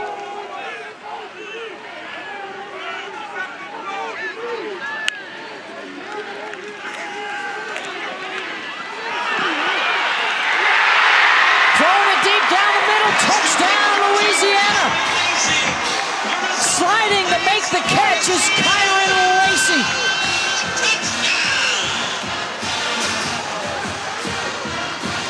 Excuse me, that's Errol Rogers, the freshman from Lafayette, 27 yards. I think they get away with a hold here in Louisiana, but that doesn't matter. You still got to find a way to stand in the pocket if you're Levi Lewis. He fakes to the right, comes all the way back to the true freshman, Errol Rogers, number 6. And they've been talking about Errol Rogers all week long, the true freshman right out of here, out of Lafayette, finding a way to get on the board this time, a touchdown. Nice throw, a little underthrown, but Errol Rogers showing off his ability, making the catch. It appeared that he got the hands underneath the football safely. Extra point is good. Impressive drive for the Ragin' Cajuns to take the lead, 17-10. Got to find a way. Sometimes it may not look pretty, but you put the ball out there. Let your true freshman join the party. Welcome to college football, Errol Rogers. You just scored a touchdown.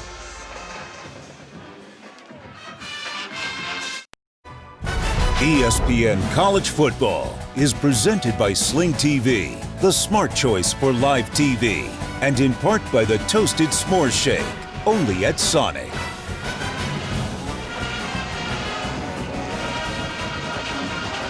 Levi Lewis leading the way for Lafayette.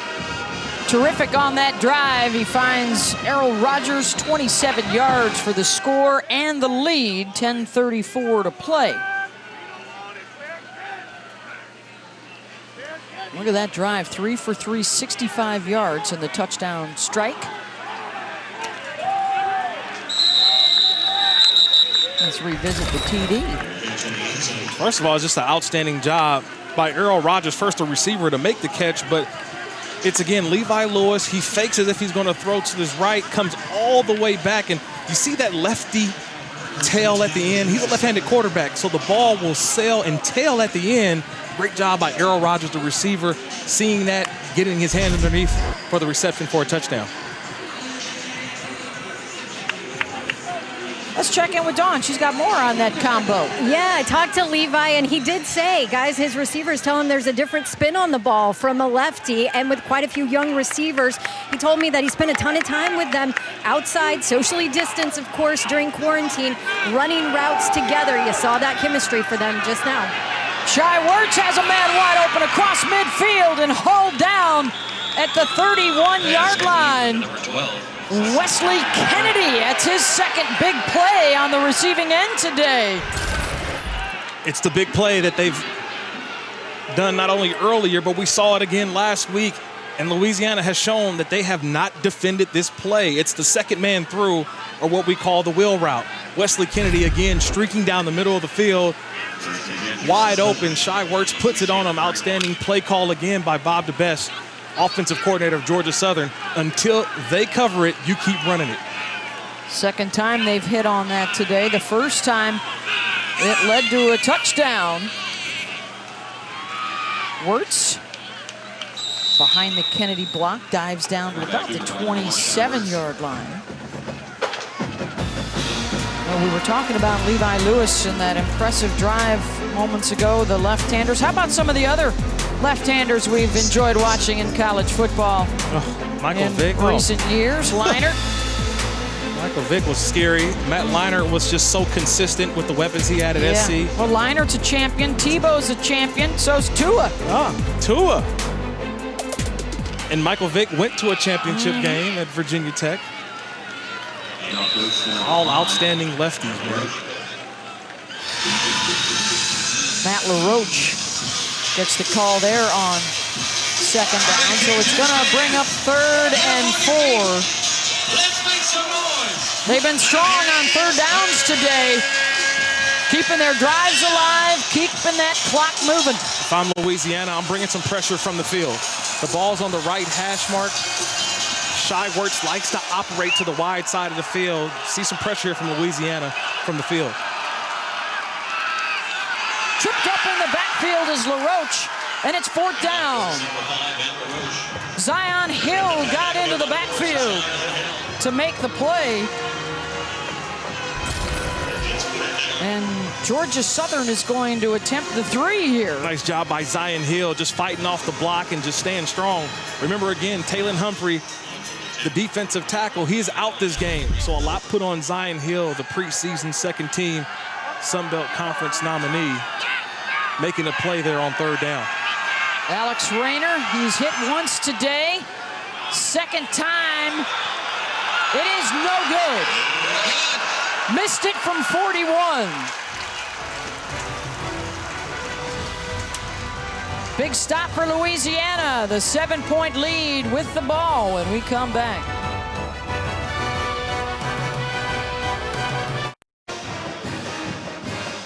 (17-10), Raging Cajuns with the lead over Georgia Southern. 8:01 to go in the 4th quarter. A win would be a 3-0 start for the first time in over 3 decades for Louisiana. And look at what Billy Napier's been able to do against the rest of the league. It's been App State that's been the problem. 2 of those losses have been in the last 2 Sun Belt Conference Championship games. Can they get back to the title game again this year? First, however, all eyes will be on that App State-Louisiana game in prime time on ESPN October 7th. How about a studio update with Kevin Connors? All right, Beth, Bo Nix had his moments a season ago. Gus Malzahn wants more consistency. How's this? 4 yards to Seth Williams. One of 2 TDs on the game for Nix. Auburn gets Georgia next week. They're up 22-13 on Kentucky.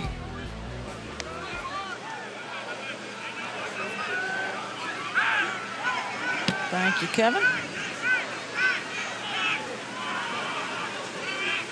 On 2nd and 11.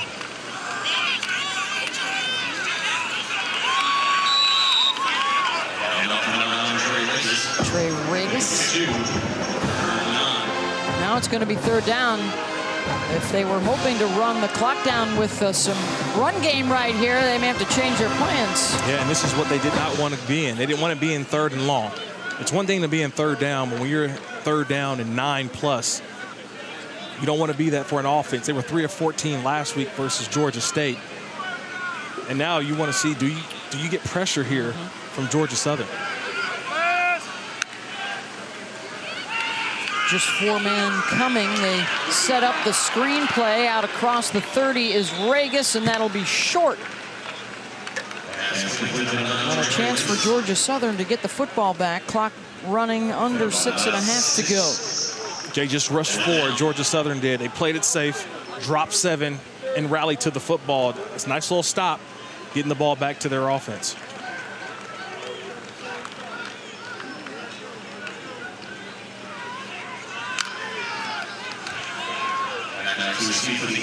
Burns from his own 16.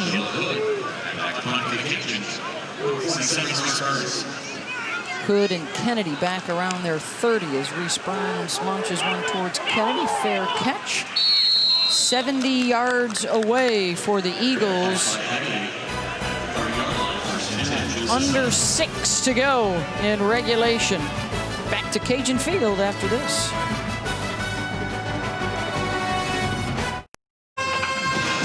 (17-10), Louisiana with the lead over Georgia Southern. 5:48 to go here in the 4th quarter. Let's take a look at our college football rankings, brought to you by PlayStation 5. Oklahoma out in front.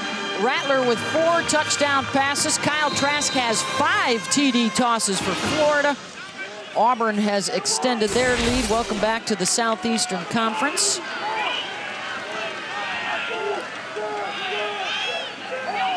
And under 6 minutes to go for Georgia Southern. You touched on it early in the game, Kurt. They want to throw the football when they want to, not when they have to. They may have to a little bit more here down the stretch. Yeah, Beth, you read my mind. They have to. They have to get the ball down the field. And this is where Shai Werts has to show his improvement. This is now a fifth year senior. Has to show off now in this time that, hey, you want to throw the ball more, you got to show us. Here's the opportunity. They got to win it on the arm of Shai Werts. 6 of 13, 145 yards, and 1 interception today. Unable to get to the edge is Kennedy. That's the one thing I've been impressed with all day long for Louisiana. It has been their perimeter tackling. I mean, sideline to sideline, you cannot outrun this Louisiana defense. We've seen it from Gardner. Andre Riley is the guy this time. Riley, the backup outside linebacker. They all play discipline, but just watch the speed to the football. I mean, it's outstanding the way they rally and tackle. But now, crucial 3rd down here. 3rd and 2. Who do you keep the ball with? Shai Werts. Keep an eye on number 1.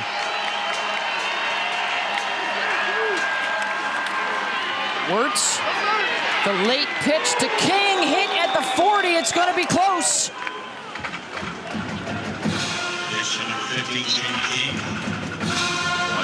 They give it to him. Yep, 1st down, Georgia Southern. Just enough. Lorenzo McCaskill, number 2, he was bearing down, delivered the hit, but just a little too late.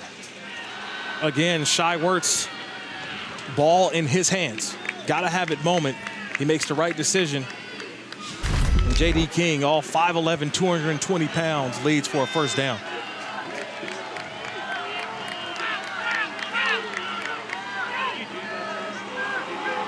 Option right this time. King, again, met right at the line of scrimmage for Rod Gardner.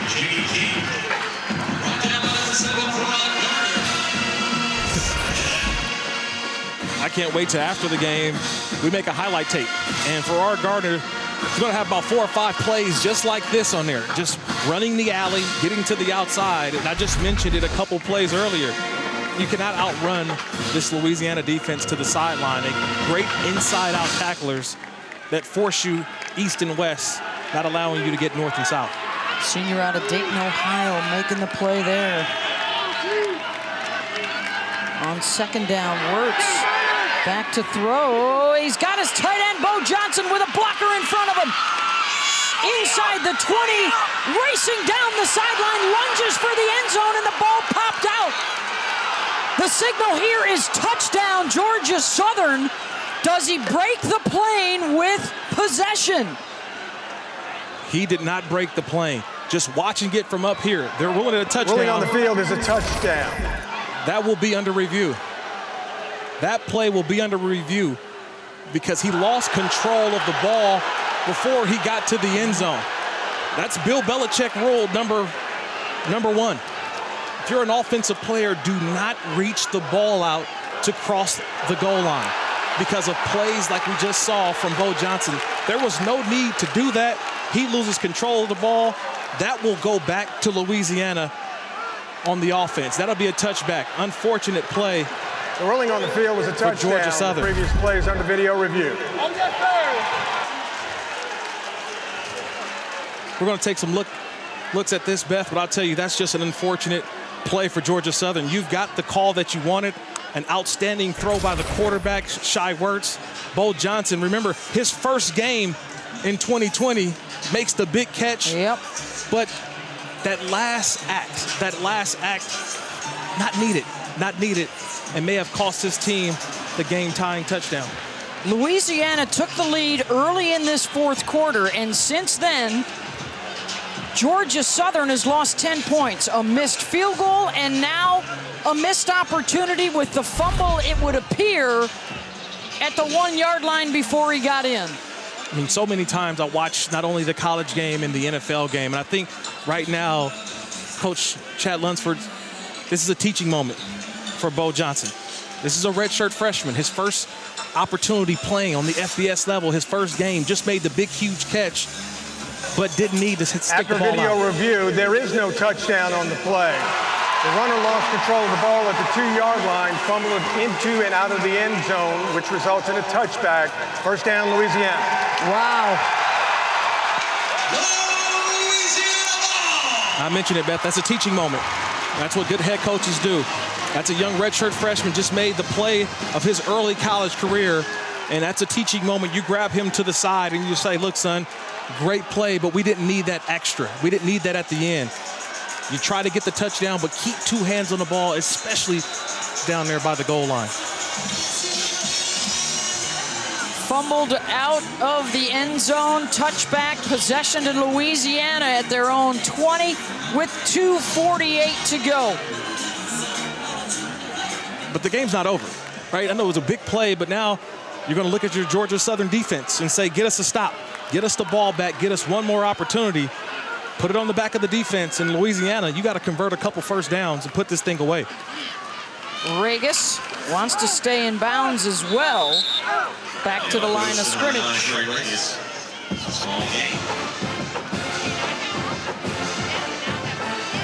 Full complement of timeouts for Georgia Southern still. They'll let the clock run here.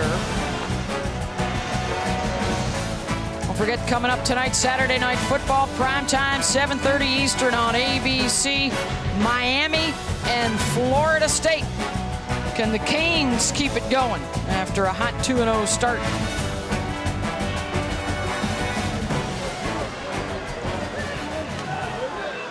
We also got Alabama, Missouri tonight on ESPN. Troy, BYU late night tonight after dark on ESPN. Another short game, so far the Georgia Southern defense doing its job, under 2 minutes to go. And now Georgia Southern will start calling some timeouts. Yeah, they got to call a timeout. And so now, Billy Napier, Louisiana. Georgia Southern. Rob Sale, their offensive coordinator. What call are you making here? Because you're in a situation where you want to keep the ball in Levi Lewis's hands. You trust the senior. But who's your gotta-have-it guy, right? Think about it. They don't have the running game today. Dante Fleming, who's one of their big-time receivers, a freshman, he's out. Who's the guy that you can count on a 3rd and long situation to get the ball to? If you're Georgia Southern, you're going to play back. You know, no pressure. Send 3-4 man, but just play coverage here to get the ball game back. Game clock operator, please reset the game clock to 1 minute, 52 seconds. 1:52. That will add 1 more second to the clock. And you know what Bo Johnson is thinking right here. Come on, defense, make a play. I want to get back out there and get another chance. It's 3rd and long, and you've had great protection all day for Louisiana. So do you run the football and force Georgia Southern to call one of those timeouts? But still, if they do that, you're talking about still 1:45 and a timeout left if they don't pick it up on 3rd down.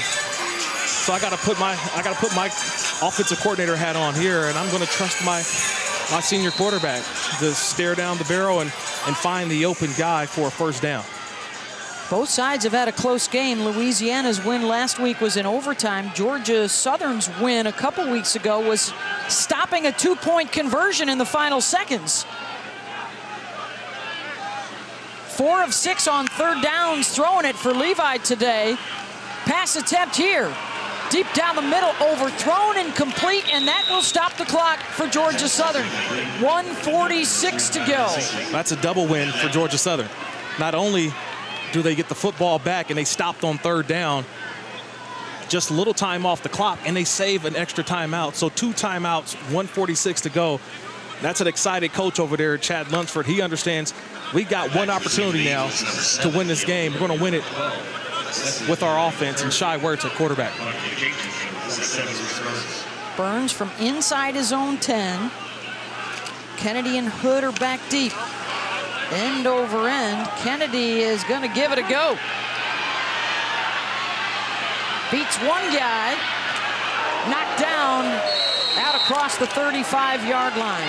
1:34 to go with a couple of timeouts. Let's check in with Dawn.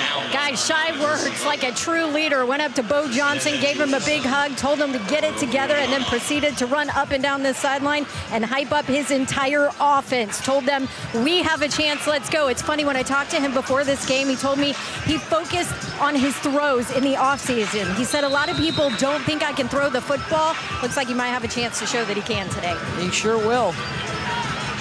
He's going to have some opportunities here. I mean, what more do you want, right? Georgia Southern, you're down 7. You got your redshirt senior quarterback about 60-plus yards away driving. Put it in his hands. From their own 38. 4-man rush. Wirtz out into the flat. First down, close to midfield to Caleb Hood. That's always a drive starter. That's great confidence. Get the ball out, positive play, and you get out of bounds. They can use the entire field, too. 2 timeouts, you use the entire field. You're not limited to just out routes and things to the sideline.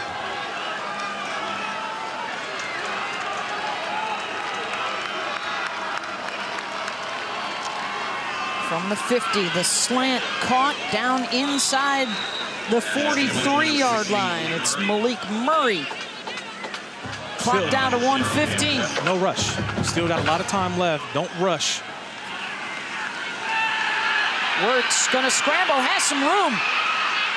Down inside the 35 and out of bounds to stop the clock at 1:05 to play. And then you forget about the legs of the quarterback. You're so worried about, we got to stop the pass in this situation. But this is very similar to the Campbell game 2 weeks ago for Georgia Southern. They get down into this part of the field, and this is where Shy Wirtz comes alive, not just with his arm, but with his legs.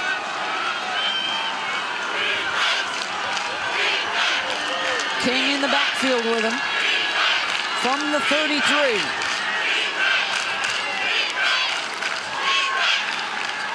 Wirtz gets it out of his hands quickly. Hood backpedaling out of bounds at the 28-yard line. Nice, safe rhythm throw. Watching Louisiana defensively, they're playing off a little bit. They just brought in, looks like safety, Percy Butler. Do they try to switch it up here, play a little man coverage, maybe brings a little pressure, try to throw Shy Wirtz off the spot.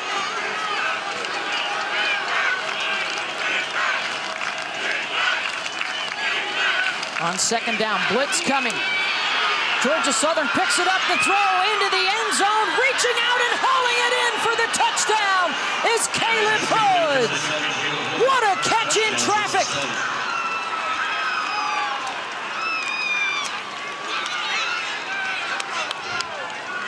That play better be on SportsCenter tonight. You talk about a one-handed grab by Caleb Hood, the sophomore from McDonough, Georgia. First of all, he gets one-on-one on the outside. They blitzed. Shy Wirtz saw it, and he knew where he wanted to go with the football before the play even started. The one-handed grab by Caleb Hood for a touchdown. Timeout. Georgia Southern, they're second.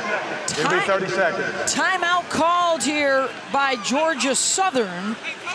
Do you go for 2 on the road and try and win it in the final minute? Why not? Why not? Or I should say take the lead, because then Levi Lewis would still have a chance. Hey, why not? I mean, I'm saying it's 2020, right? You're saying, look, you think about what both these sides have gone through in 2020, playing through a pandemic. The offseason was no offseason. Where you going to play, where you're not going to play. You get an opportunity to win a football game on a 2-point conversion. I've said it again. It's a joy for this game for us because we're watching 2 senior quarterbacks on the FBS level. First of all, again, a great throw by Shy Wirtz in between the corner and the safety. Hood with the great catch. But if I'm Chad Lunsford, I'm going for 2.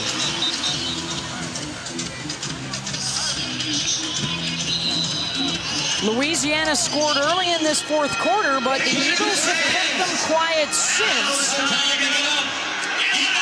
And they have sent the offense back out there. Ball in the middle of the field. Going for 2 and the lead with under a minute to play. This ball should not leave the hands of Shy Wirtz.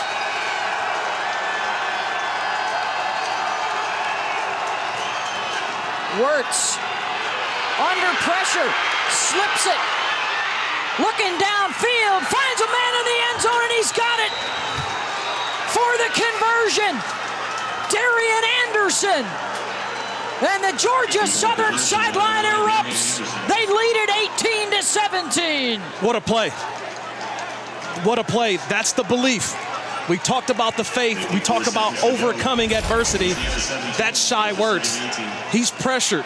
He's got a lineman in his face, and all he does is spins, pirouettes, keeps the hand down to the ground, but keep his eyes downfield. Watch the eyes. He keeps his eyes downfield and just delivers a strike for the two-point conversion. An outstanding play. You gotta have it. I don't expect anything less from Shai Wirtz. We go back to Don Davenport's report at the start of this drive. Shai wants to prove he can throw it. Shai just did that. 4 for 4 on the drive for 51 yards through the air, and he also completes the two-point conversion. And now it's Lafayette's turn. For Louisiana, down 1 with 54 seconds to go and all 3 timeouts. And let's remember the Louisiana kicking woes today. Snyder, their kicker, 1 of 5 on the year. Well, actually, he made one a little bit earlier. So 2 of 6, I think now, right? If my math is correct. But it was a short, it was a gimme, right? 25-yard field goal. Now you got to find a way to get into a comfortable range if you're Louisiana. They do have a kick return for a touchdown this year. But that was from Chris Smith, who got hurt earlier in the game and has not returned. Eric Guerrer is back there. He has an 83-yard punt return for a touchdown this year.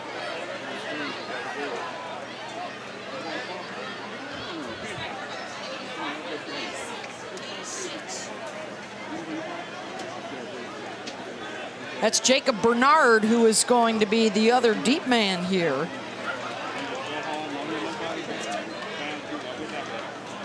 Billy Napier is over here talking with the officials along the near sideline. I think what he's discussing is that when Shai Wirtz put that hand down, was he considered down as if play over with? But I think you can hold yourself up if you put a hand down. They won't consider that a body part. If it's an elbow, he's down. Shin, maybe he's down, but not the hand Even that kept him up. Yeah, the forearm, yeah, he would have called him down. Yep. Elbow, forearm, that'd have been down. Wirtz completed his last 7 passes on a row in those last 2 possessions. It looks like just a... That's just the hand that went down. I didn't see anything else. That's an outstanding play.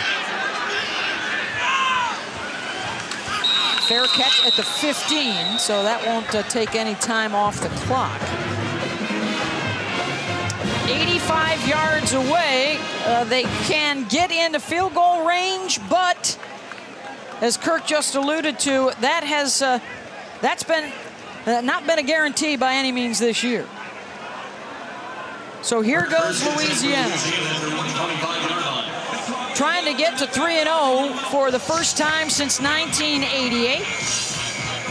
And Georgia Southern with the stunning drive in the final 2 minutes and the two-point conversion to grab the lead. We're probably going to see a lot of empty formation, right? You're going to see probably some backs get out of the backfield early on. Allow Levi Lewis to scan the field and maybe get a check down. Lewis drops it off underneath. A lot of room for Regis to roam and get out of bounds to stop the clock. That's the play I was worried about, was the check down. But that's an actual play in the playbook for Louisiana. Run 4 verts, get the defense thinking and worried about the ball going deep, throw it underneath, nice safe throw, another positive play to start a drive, or the game-winning drive if you're Louisiana. Gain of 18. From their own 44, Lewis has to step out of the pocket and toss it out. And a flag down at the tail end of the play. They could call this on a couple guys, that right side of the line. Holding, offense number 65, 10-yard penalty, replay first half.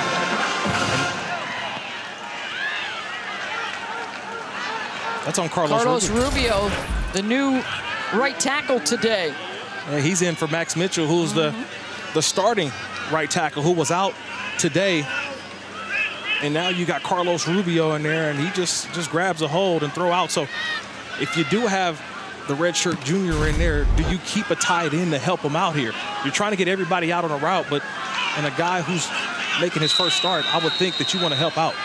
41 seconds, and it sets them back to their own 34-yard line. Georgia Southern. And a timeout for Georgia Southern, so that is their last one.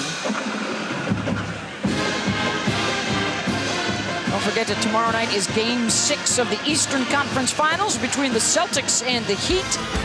It will all start with NBA Countdown at 6:30 on ESPN, ESPN Deportes, and ESPN app.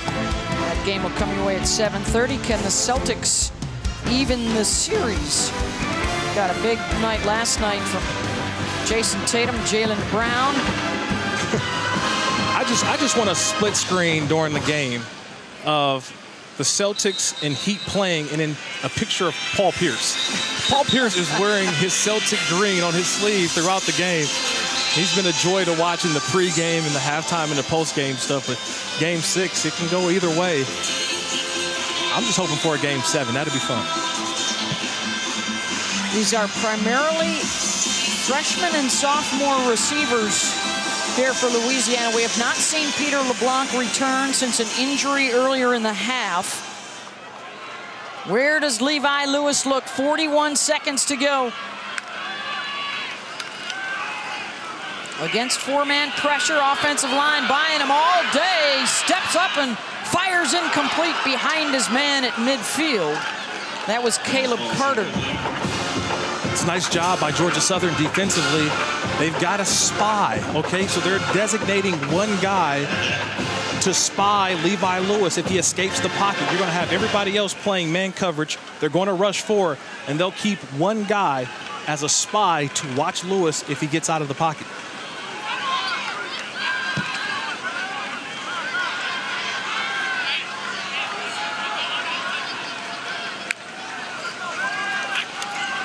Only three guys coming this time. Lewis out across the 45-yard line. The catch is made by Errol Rogers, who had the touchdown grab earlier.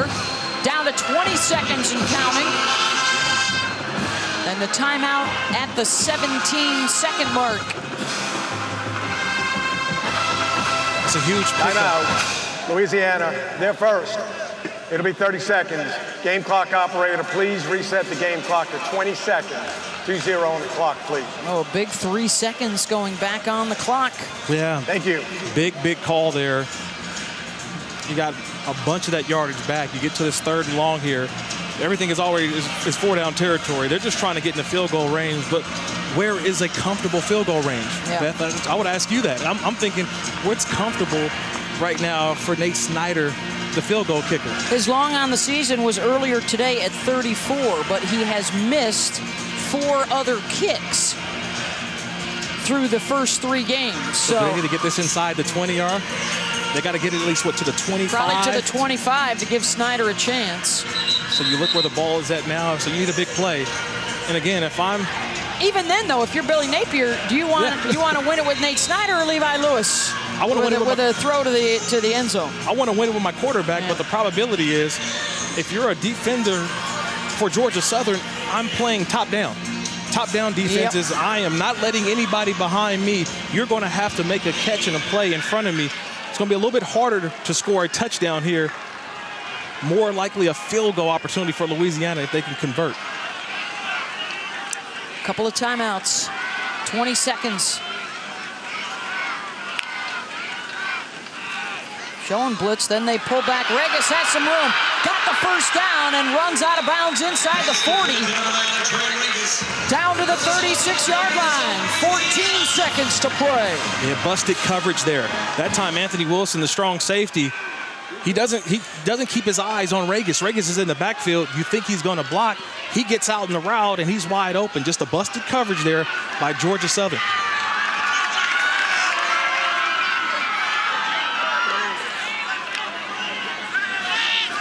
Lewis, just a quick Nearly snagged with one hand by Lacey, but incomplete.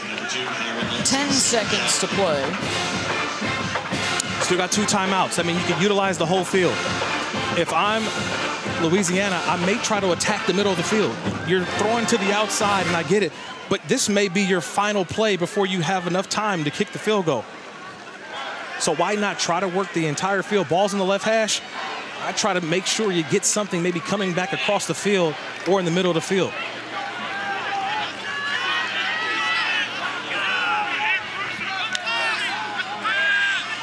Levi Lewis has to step up in the pocket. Throwing it into the end zone, incomplete. Broken up by Georgia Southern, 2 seconds to play. That was Javon Singletary on the coverage. Anytime I see an official with his hat off, it always tells me maybe a wide receiver stepped out of bounds. So they're going to give Nate Snyder a chance to be the hero with 2 seconds left.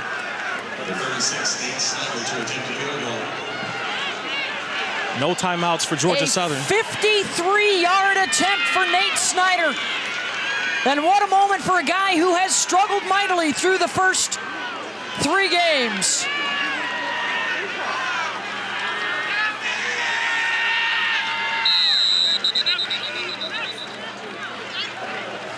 Timeout. Louisiana, their second. It'll be 30 seconds. Louisiana calls the timeout. Nice little breather now. It was a play clock was going down. They didn't want to push Nate back any further. Remember, it was just think about everything that was going on. You had the play down in the end zone. You're kind of griping about, was it a pass interference? Was it not? Then you got to look alive. You rush the field goal team out there, and the play clock's going down. So you're rushing everything. Good timeout here by Billy Napier. And now just everybody relax. Just first of all, think about the operation. Snap, hold, kick. That's what should be what everyone's talking about. What do you do with a guy who's struggling? Well, Billy Napier talked to us about all week how great his teammates have been to Nate Snyder. The coaching staff has been to Nate Snyder. He's a grad transfer from Indiana, came here because he loved to play and wanted an opportunity to kick here. Has had his misses, has had his moments, and the team has been picking him up and boosting his spirits all week long, knowing that this might be a possibility and he might have a chance. 53-yarder for the win here for Louisiana.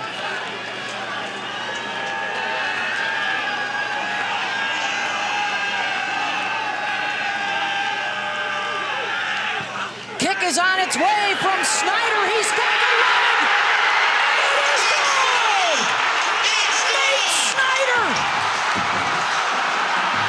That's the ball game. The final score. Louisiana. Redemption in red for the Ragin' Cajuns.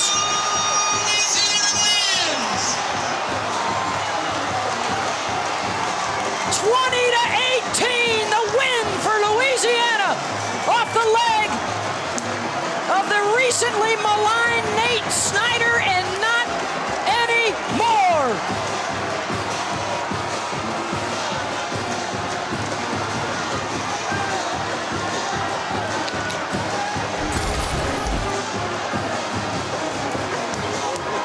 I just talked about everything. It's snap, it's hold, it's kick. The operation, flawless. The kick was flawless. And Coach Napier, he talked about it to us, Beth. What did he say? There's a quiet confidence about us. In these situations, last week in overtime, the week before that at Iowa State, they've been in these situations before, and you see that quiet confidence on that kick by Snyder. Once he hit it, he knew he got it. Outstanding comeback win for Louisiana.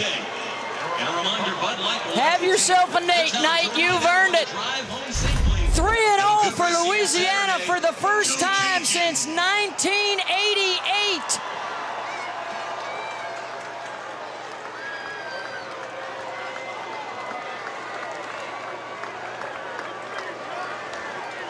So much to think about. You talk about the kick, but let's go back to the senior quarterback, right? Levi Lewis getting him down and the opportunity, the throws that he made, the second down throw, and then the third down throw. Just you put the quarterback that you trust in these moments, in these situations.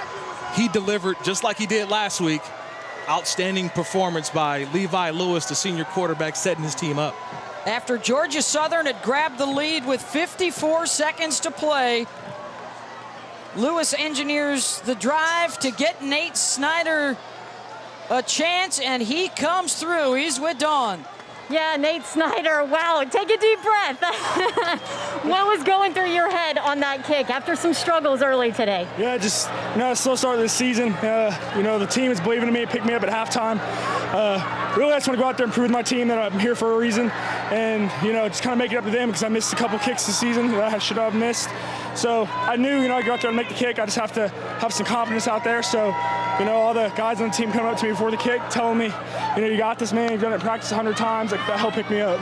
What was the conversation with Coach prior to that decision to let you go kick it? There wasn't one. That's Coach Napier's great. He just kind of lets me be, believes in me. That's a huge part, especially when I'm struggling, kind of give me some confidence back.